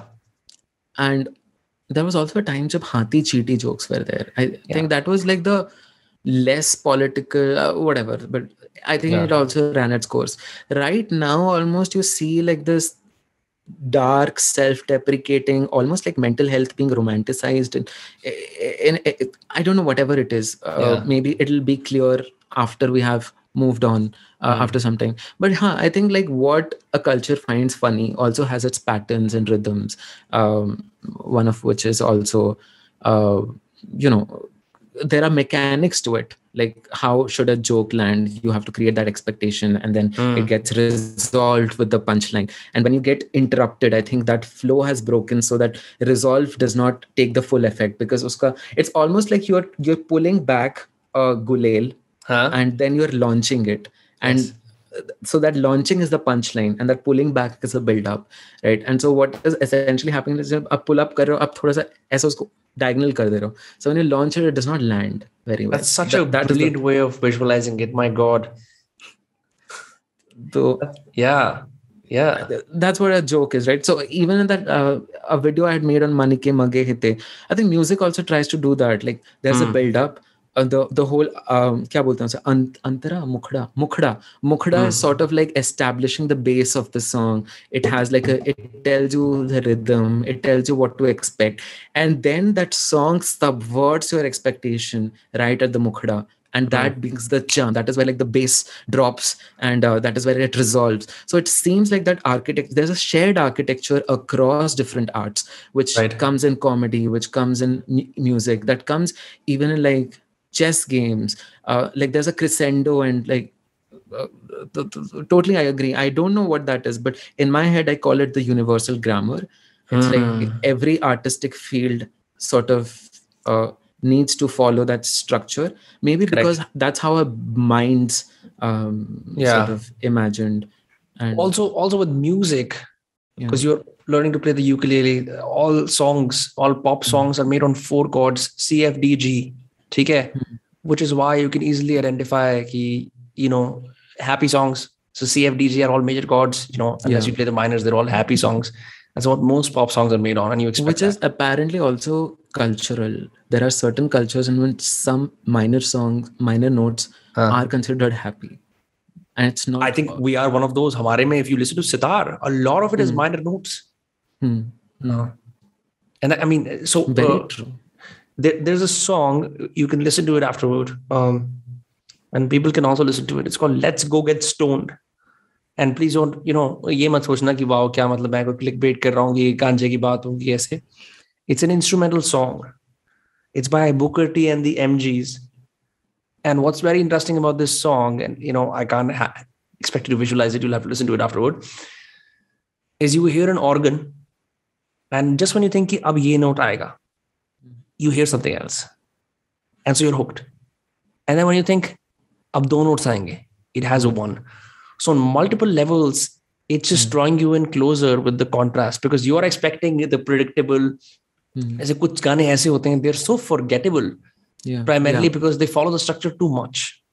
Oh, I think this whole phase, I don't want to offend them, but like that, I think I'm referring to Alka Yagnik ji or Udit Narayan ji ka jo phase tha. Beautiful songs, but they sort of fall into a pattern, right? And then it'll end with like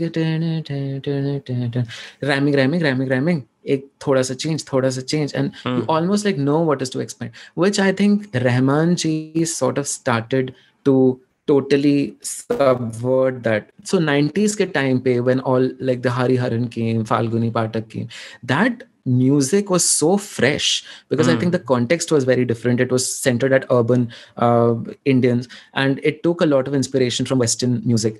That is when a lot of the structure was totally changed. There was this blend of like Indian classical music with like Western music.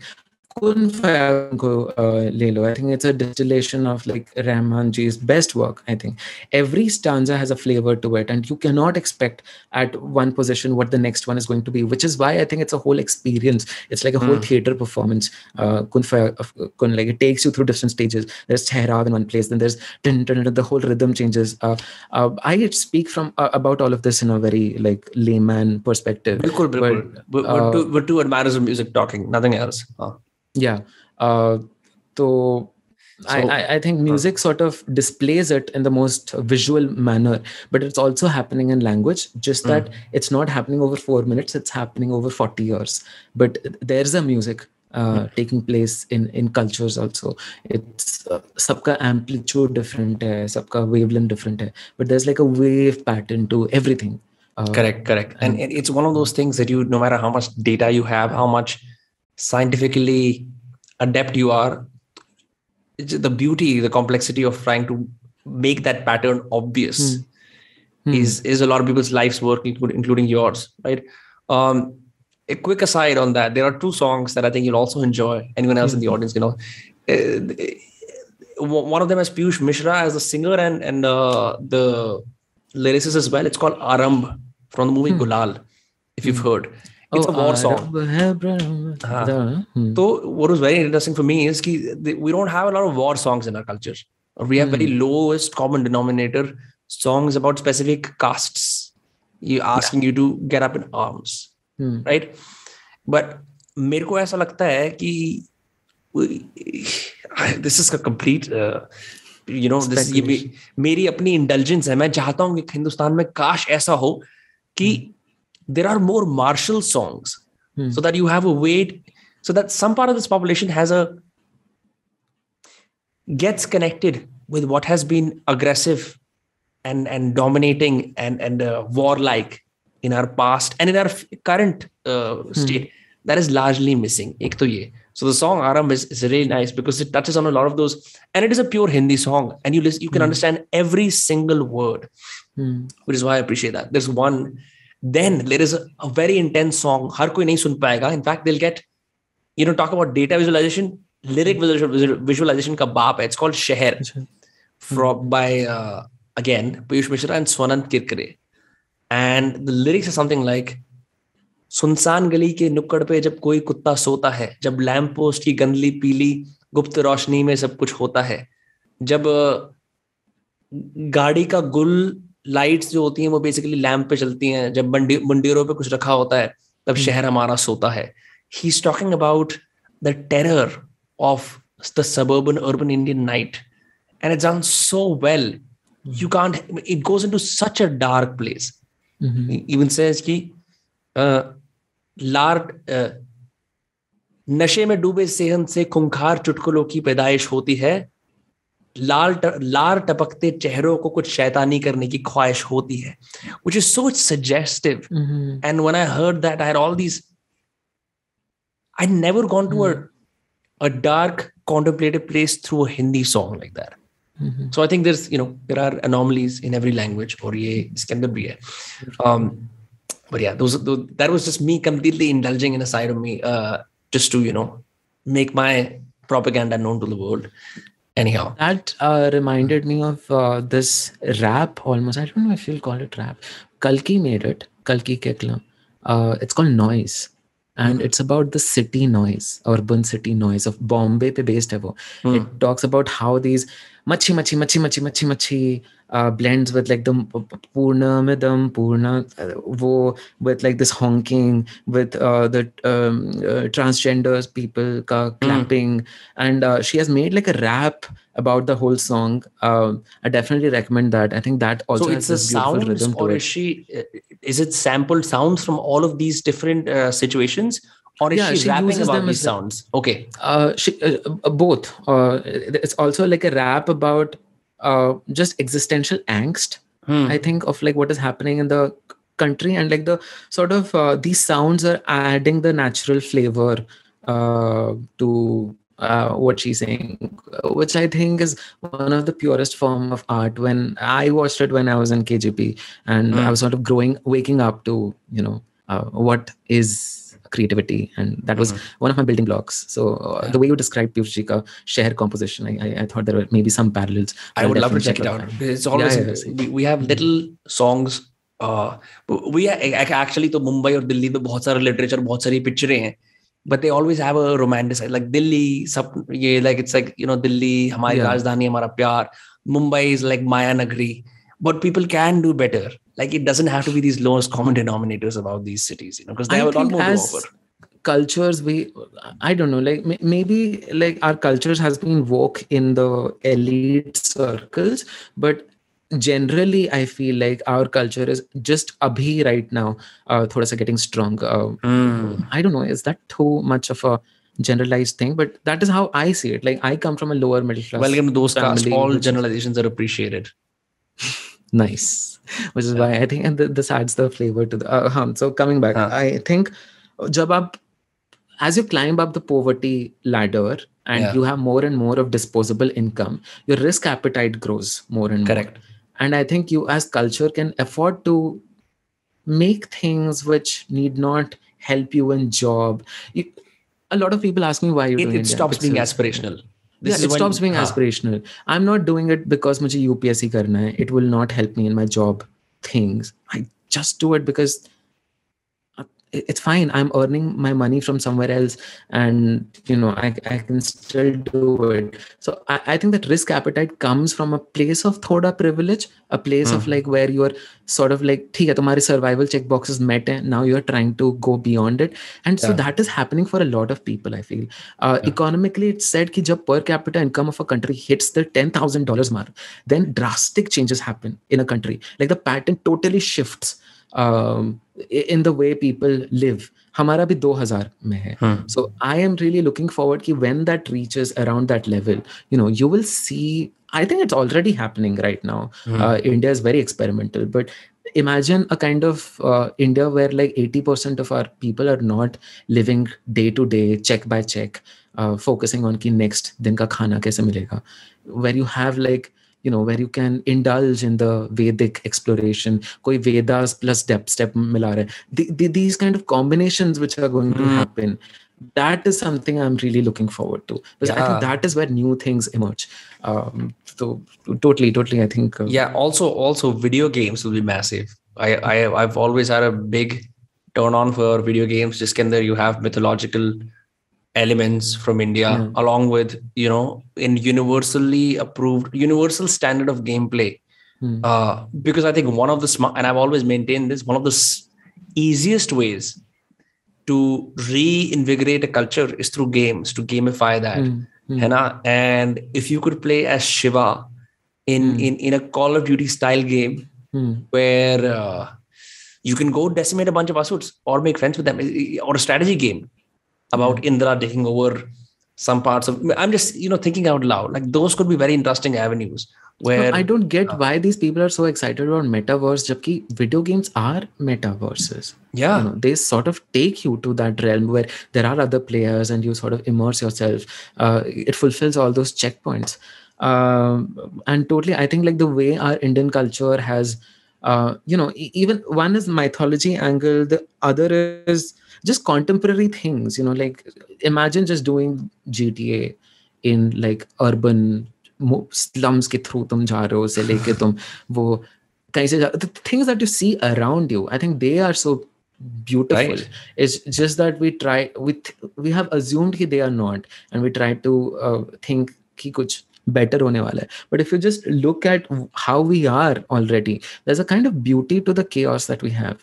There's I'm not trying to romanticize poverty or like things like that, but and Devdutt Patnaik talks about in, I think, his TEDx talk, that India mein there's this patterned chaos. Like chaos exists, but it still has like a sort of boundaries, which I can say that I truly believe in it, because at one point I think US mein I was choked with the kind of order that there was. Too much. It just saturates you with this predictability, this kind of, not just visually but also experientially, just the kind of drudgery, like it's eating food with no masala. Maybe I don't know.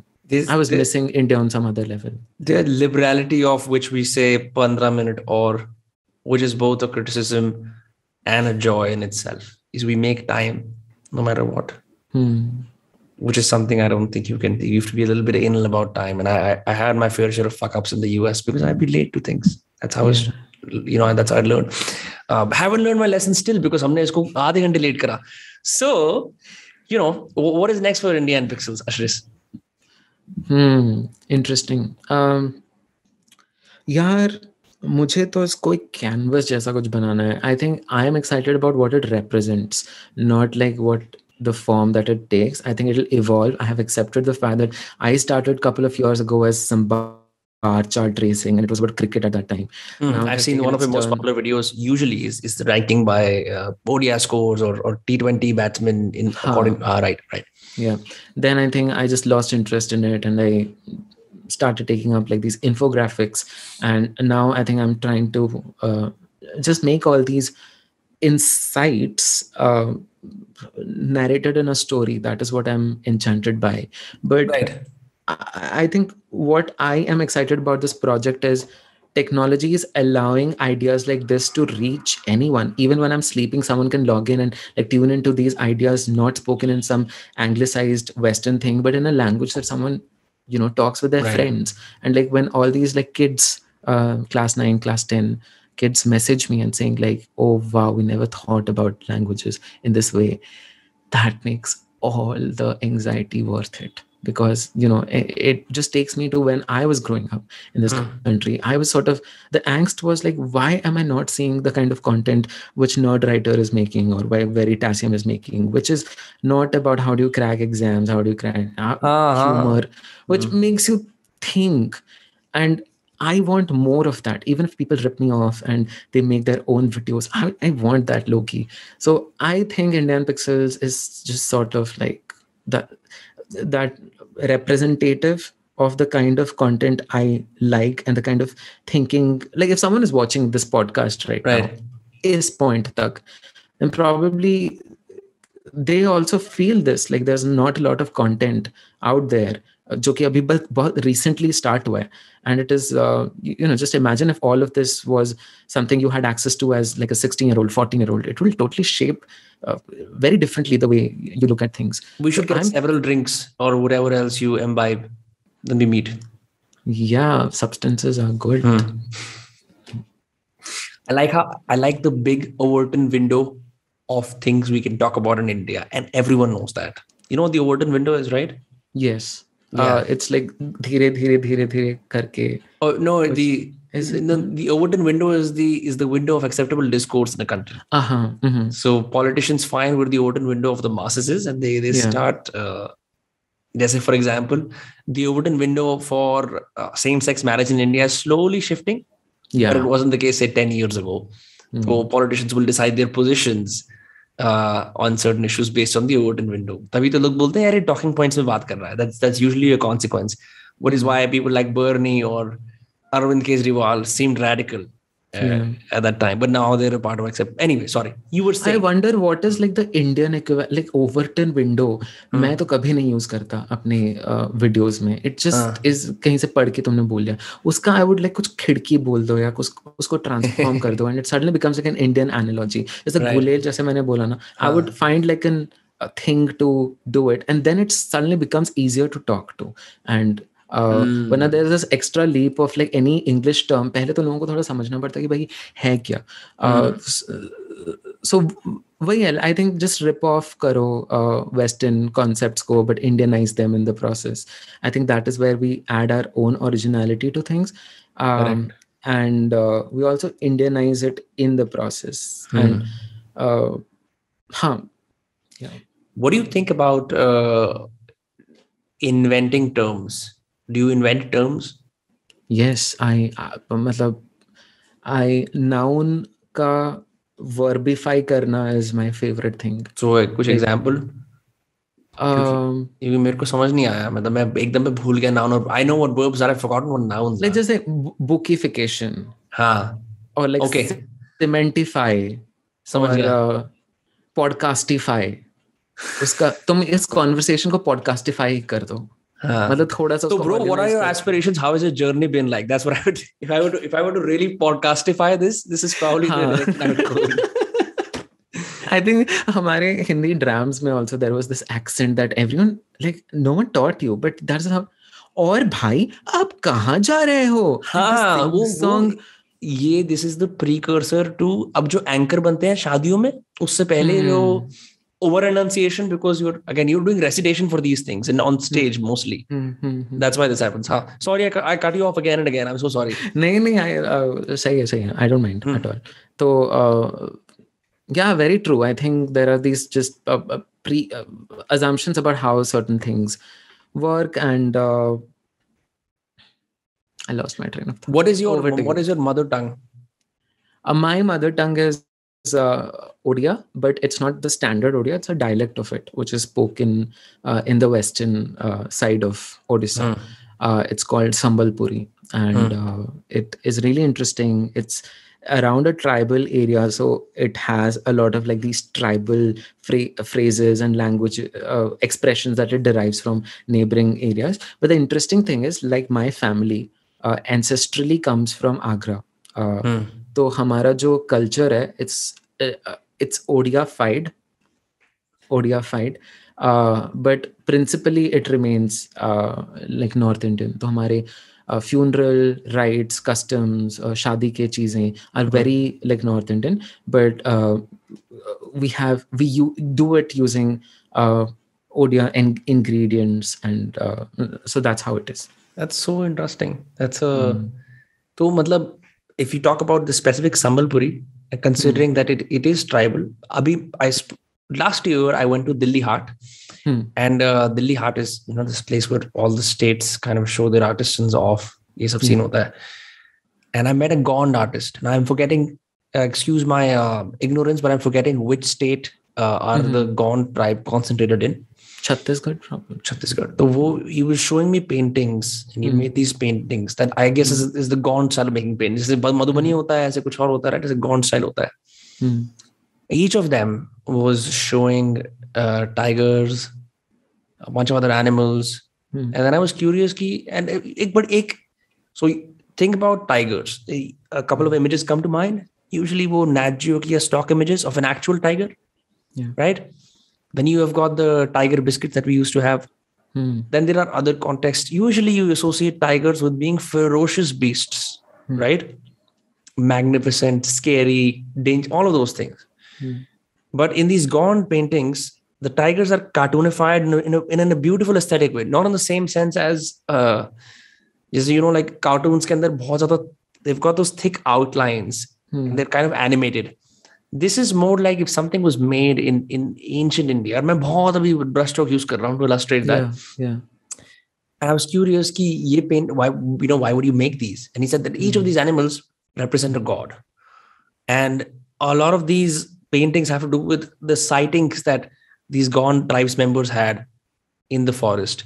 And they would, again, don't quote me on this, they would pray to, like if you would see a tiger, you would pray to the tiger god that आप मेरे को परेशान मत करना, just let me be my way.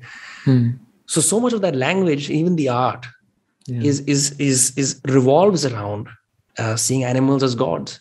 And is now, again, excuse my ignorance, does Sambalpuri have like a specific क्या कहते हैं कोई environment या कोई ऐसी चीज where it revolves around? So I don't know if I can speak from a position of authority. One, though, because like I fairly speak a very artificial form of Sambalpuri in my house. That's fine. But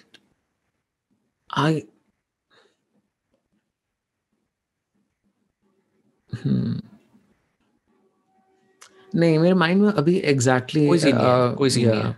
हाँ, that's okay. अच्छा, इसी पे एक और parallel है, जैसे right. So much of Hindi in and around Haryana is agricultural.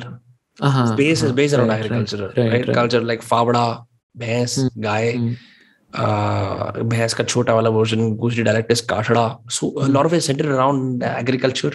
And then weirdly enough, honor is the abstract concept that a lot of Haryana owes allegiance to. So मैं भी बहुत ambitious experiment कर रहा हूँ ये तेरे साथ बैठ के कि trying to find parallels with a culture that I know nothing about. That's why I was curious. Like, where is it oriented? Is what I was really asking. Got it. So I think fairly it is a very raw culture. It has, I mean, you wouldn't probably hear about Sambalpur in a lot of pop culture, although it's fast urbanizing that whole area. But the language comes from a very a culture that's very grounded, one to agriculture, but also to a way of looking at life where it's very close to nature. So I think there are parallels between what the way probably Gonds see their way of you life. Call them Gonds. The actual pronunciation is Gond, not Gond. I think that's an anglicized way, but हाँ गोंद हिंदी में तो मैंने वो सुना है, but I can also be wrong. Okay, Maybe okay. Yeah. that's how I'll term it. One theory I would hypothesize, which can be also very controversial, is that Odisha, at least our region, has been shielded from invasions from a very long time. There's less concept of the others, you know, which I think recently were because like a lot of other state ke people are coming. In fact, all the businesses in our Bengal and Orissa are from like Marwadis and like Rajasthani people. So that has recently started happening. But for the longest time, there wasn't really like the others. We have been here. So the way we perceive nature is very different from traditional Hinduism. Like Hinduism, let's say you would have a personified god like Vishnu or Lakshmi, and there are names. Correct. But hamare mein, I wouldn't say hamare mein, but in this area, stones take form of worship, animals take form of worship, rivers. It's an animistic almost way of orienting life, which is I think very organic. Even the linguistic structures mein, I talk in that language wala video, there are no genders of male and female. They rather Correct. refer to as human and non-human because they are oriented like that. Like this is the human kingdom and that is the animal kingdom. And I don't know how much that is true, that James Cameron ka Avatar ka inspiration was from our Anchal of Really? yeah, where like the aliens represented the tribal people of it was like Kalahandi and Koraput, southern Orissa, who were sort of No, because but they got a scientist, I think a linguist, I forget what the actual term is, to invent a new language for the Navi people. Yeah, for sure, like different inspirations ho sakte hain. This could have been one of the many inspirations that Cameron must have derived from. But it was like, Vedant karke, there's this industrial aluminum bauxite company, which is sort of, so that area, not my area, southern Orissa, but still like very similar orientation. वहाँ पे बहुत high deposits of bauxite हैं. But like these hills are of significance to the locals. तो जब Vedant got all the contract and was about to raise off and like extract the mining, pura ka pura tribe across villages came and laid down on the ground and was like, if you want to do that, like go through our corpses. And this sort of like identification of like the things out there being an extension of you, I don't think a lot of cultures sort of do that sort of connection with the place that you're living in. There is this poet, I'll recommend you some of his works. It's called Haldar Nag. He's a Sambalpuri poet, and he talks a lot about what my culture sort of is oriented towards is mother language, nature, and the kind of how do you preserve our own uniqueness. Because in some ways, like Odia is a standard language which is also not trying to take over, but it exists as a threat to the independent tribal cultures of Orissa. So a lot of his poetry is also about those themes, about how do you own up your own culture. And Gulzar has written a poem praising Haldar's work. He also got, I forget which one of these. Is it the Param? No, not Param. Padma Bhushan, I think. That's crazy. I had no idea about this until now. And wow. I also don't speak from a position of authority because even if it's my culture, I have been, because I grew up in like Chennai and Kochi and these other places, even I am learning about my own culture. And I'm a bit ashamed of saying, but like mere family ke around, I had like this rebel phase where I was like, hamara culture mein to kuch hai nahi, nothing inspiring has ever happened. No need to be ashamed. That's all of us. That I think, unless you're born in a typical Brahmin family where it's and not the case with every Brahmin family, but where there's this sense of almost like a active indoctrination of what India is and what your status is. You're bound to be lost. And it's always wonderful things like the internet, your own observations, physically going to places that reignites and makes the pieces connect again. And, but you know what's the interesting thing I did, Vinamra, was I did not even have an exposure with Bengali, but I had eulogized that culture so much. Like in my head, like I thought it's a land of Tagore and Vivekananda. you'd be And the first, surprised. what's that? I said you'd be surprised. Oh, To yeah. actual reality, I would say, versus like the literary heroes of Yeah, I West mean, I Bengal. never had even been there. It was before even I went to Kharagpur. I had not Yeah. met a single Bengali person in my life. Right. And yet I was saying, like, that is the culture. Jahan pe kuch tha. I wish I was born as a Bengali. I think I was trying to do something very psychological where I was just trying to create an other, like the better people, and Bengal Right. just took a placeholder. But in that course, I did like listen to a lot of Bengali songs and I really appreciate it. But I can see like even they have their own quirks and things to be worried about. And it's not like कि Sambalpuri या ओडिया में अच्छी चीजें नहीं लिखी थी. It was my own ignorance about a lot of things. But yeah, that's like, it's a journey, right? Everyone is on a journey. And one of the wonderful things we can do as 21st century Indians is we have access to a lot of other cultures. So we can pick and choose. We can build our own religions, but we don't have to be, because one of the things that culture does is to say, this is something Jordan Peterson talks about. It tyrannizes. It forces you to cut off parts of yourself to completely fit. And which is why the journey of picking and choosing as you please. I college ke andar I studied, my minor was religion, and I studied like comparative religion. So drawing parallelisms in different cultures and picking out what I enjoyed has allowed me to keep my Indian explorations without getting overwhelmed by them, if you know what I mean. Because ऐसा नहीं होता कि मतलब अब मैं suddenly Mahabharat पढ़ रहा हूँ, so I have to be obsessed with how they enact their lives out psychologically. They can just be stories to me, which I think is wonderful. totally. One of the things people make mistakes when they try to revivify their culture is they get inflated. Like psychology, when there's this concept like you get inflated with archetypes, like the hero archetype. It starts to impregnate itself in you to such an extent that तुम overplay करते हो उसको. And I think this is what tends to happen, which is why generalist hona in terms of nitpicking and choosing, and we can get into other territories like rituals, kaun se borrow karne hain nahi. Like there's a new term that religious scholars use to identify most lost people of the 21st century. They're called SBNRs, spiritual but not religious. The pura bucket is just like tarot wale, astrology wale, ठीक है, वो law of manifestation wale, law of attraction wale. It's like new, like Scientology, बहुत सारे. It's so all encompassing. But one of the wonderful things, at least that I have come to admire about Hinduism, is after studying religions academically, I'm able to see the stories of all the Indian gods as, मतलब मैं उनको characters देखता हूँ as with distinct psychological profiles that are wonderful to study.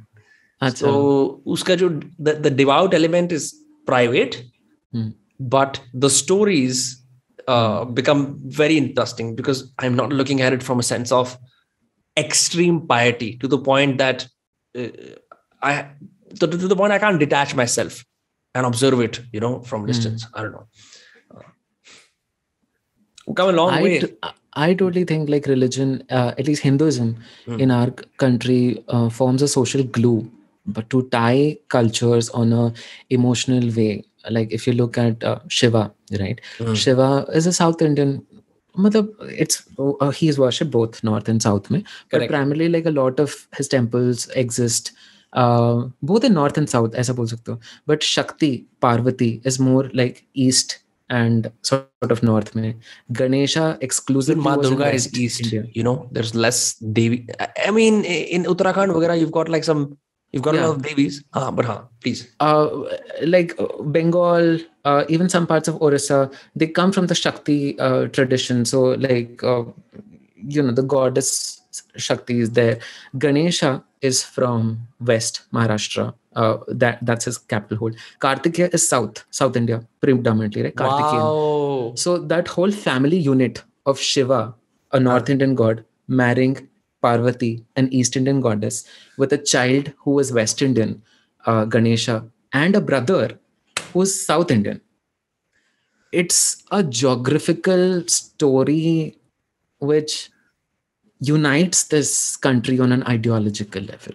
Now, I know some people will be mad with it, but it works, Nahin, doesn't this it? is one of the many things that you do so well, which is why you have. I will say this full मतलब मैं podcast में ऐसे live बोलूँगा या compliment देते हुए, you have a unique, very charming ability to make patterns. मतलब I didn't even think of that.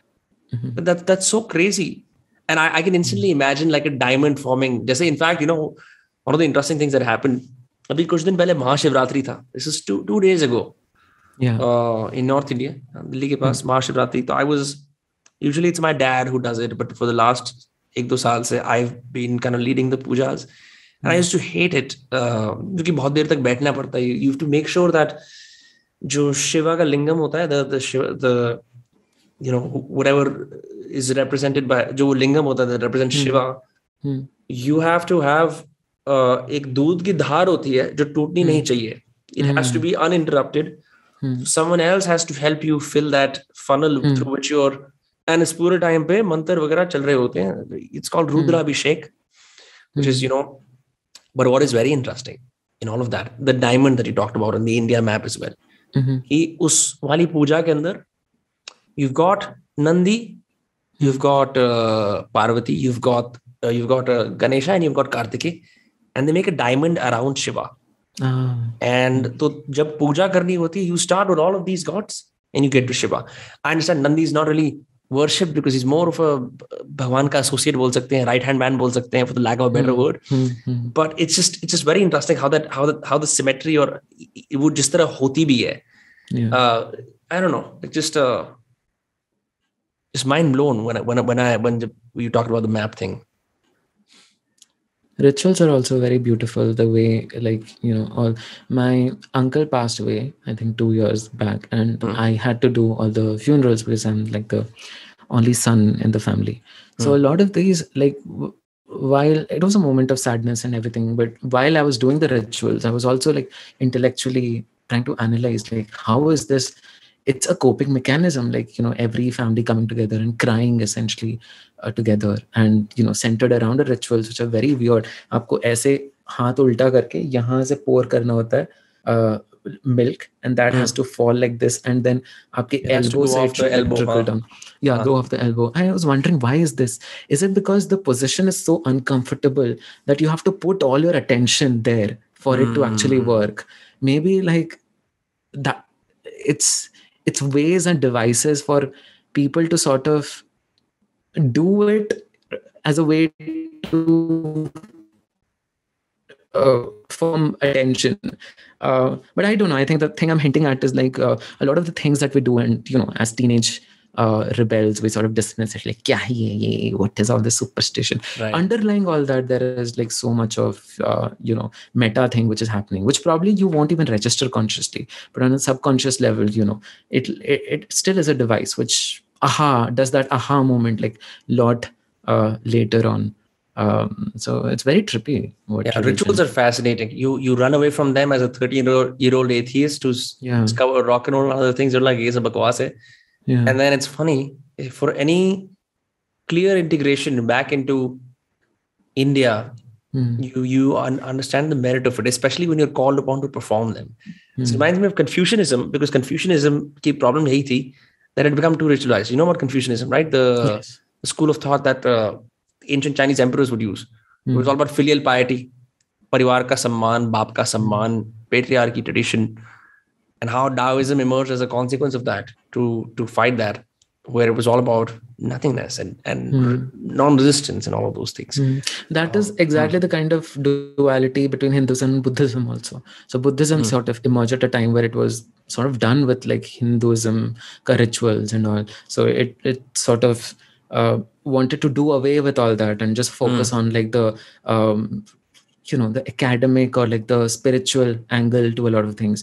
But interestingly, Hinduism, as it does, it just absorbs everything and makes our own version of it. So we came up with Vedanta, and Advaita school of thought is very similar to what even Buddhism is, and on some level, some of the Western philosophers, the way they conceive the world, it's very similar to that also, the non-duality aspect.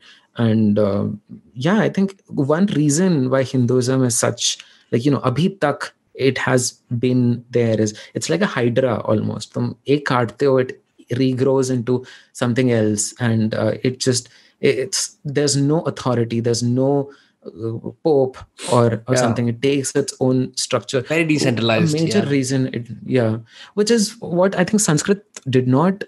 In some ways, you can argue that Bengali, Odia, Marathi are all just evolved forms of Sanskrit. Like Sanskrit did sort of emerge, but they're just conceiving ki wo Sanskrit aham vavam vayam wo sabse wo fascinate kar lena.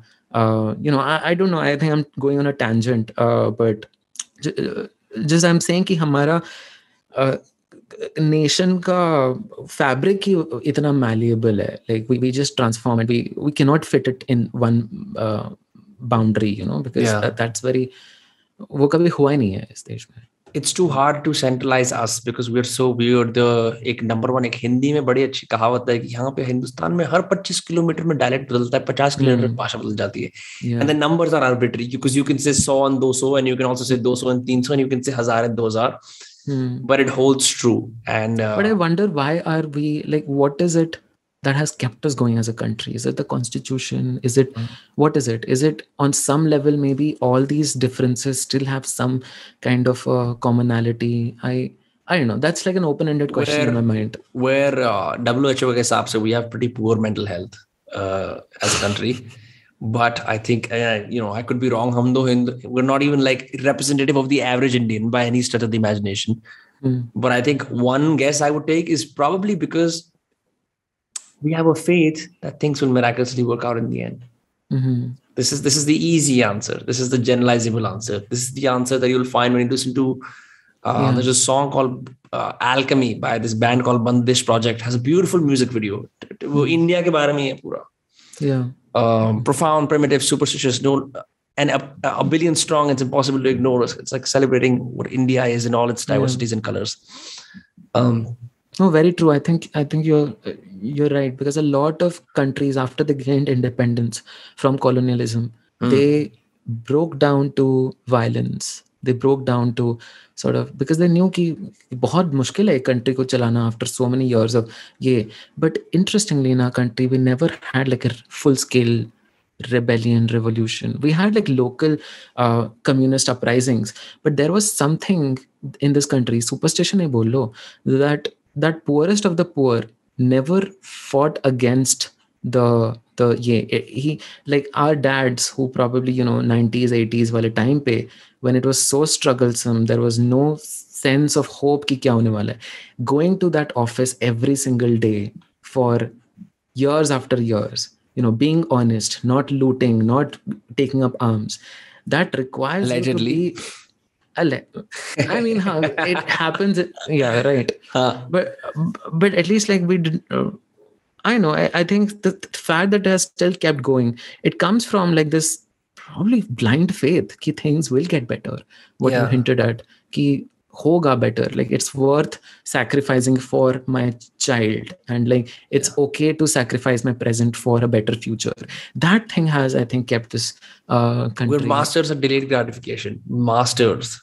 To the point that I think अभी तो मैं mummy को बोलता हूँ, mummy अभी तो like we have things we can but still वो अभी भी है कि नहीं keep it saving for like ऐसा, which is good. Delayed gratification is a concept Americans have to learn painfully through intellectual terms. You're literally inventing the term delayed gratification, but it is a part of our culture that has no word, but it's an attitude that people have internalized. Where it's come from, we don't know. Delayed gratification also persists irrespective of class in a lot of places. ठीक है कि वो चीज तो होती ही होती है. Yo bro, this has been a blast. I did not expect us to go so deep.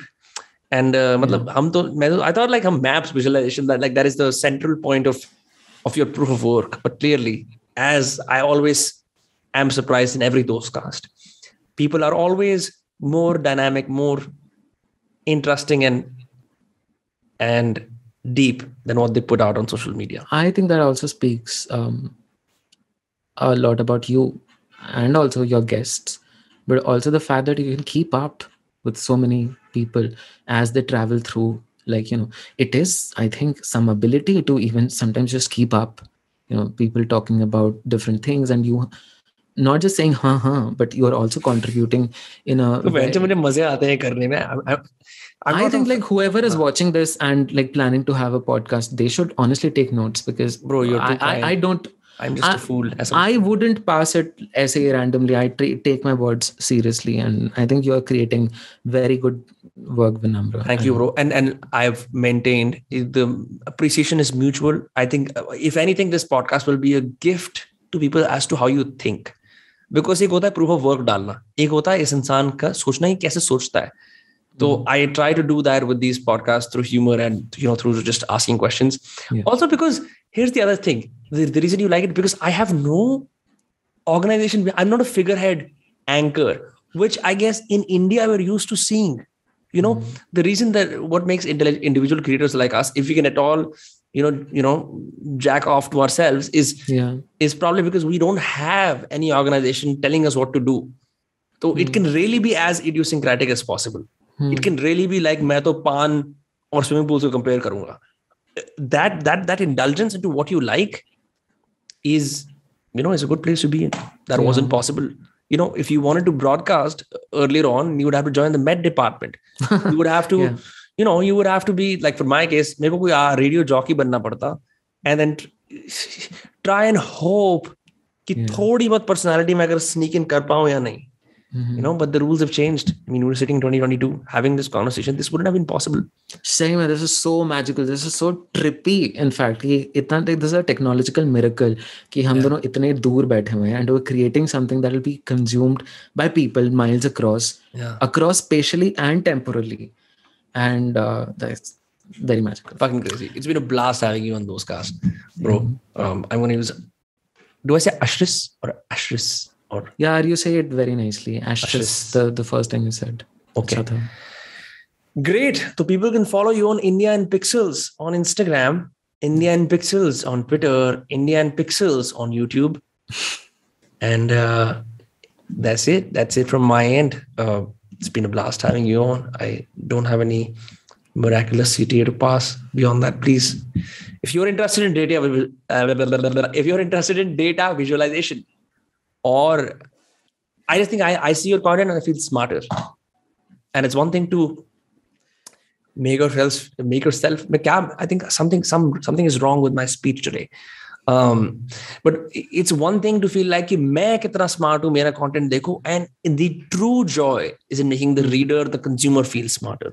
And when I see your content, when I see the maps, when I see the videos, that is exactly how I feel. ठीक है? So you see now, and thank you so much, everyone, if you've tuned in for so long. We'll see you whenever the next Dostcast comes out. Good night, goodbye, good afternoon.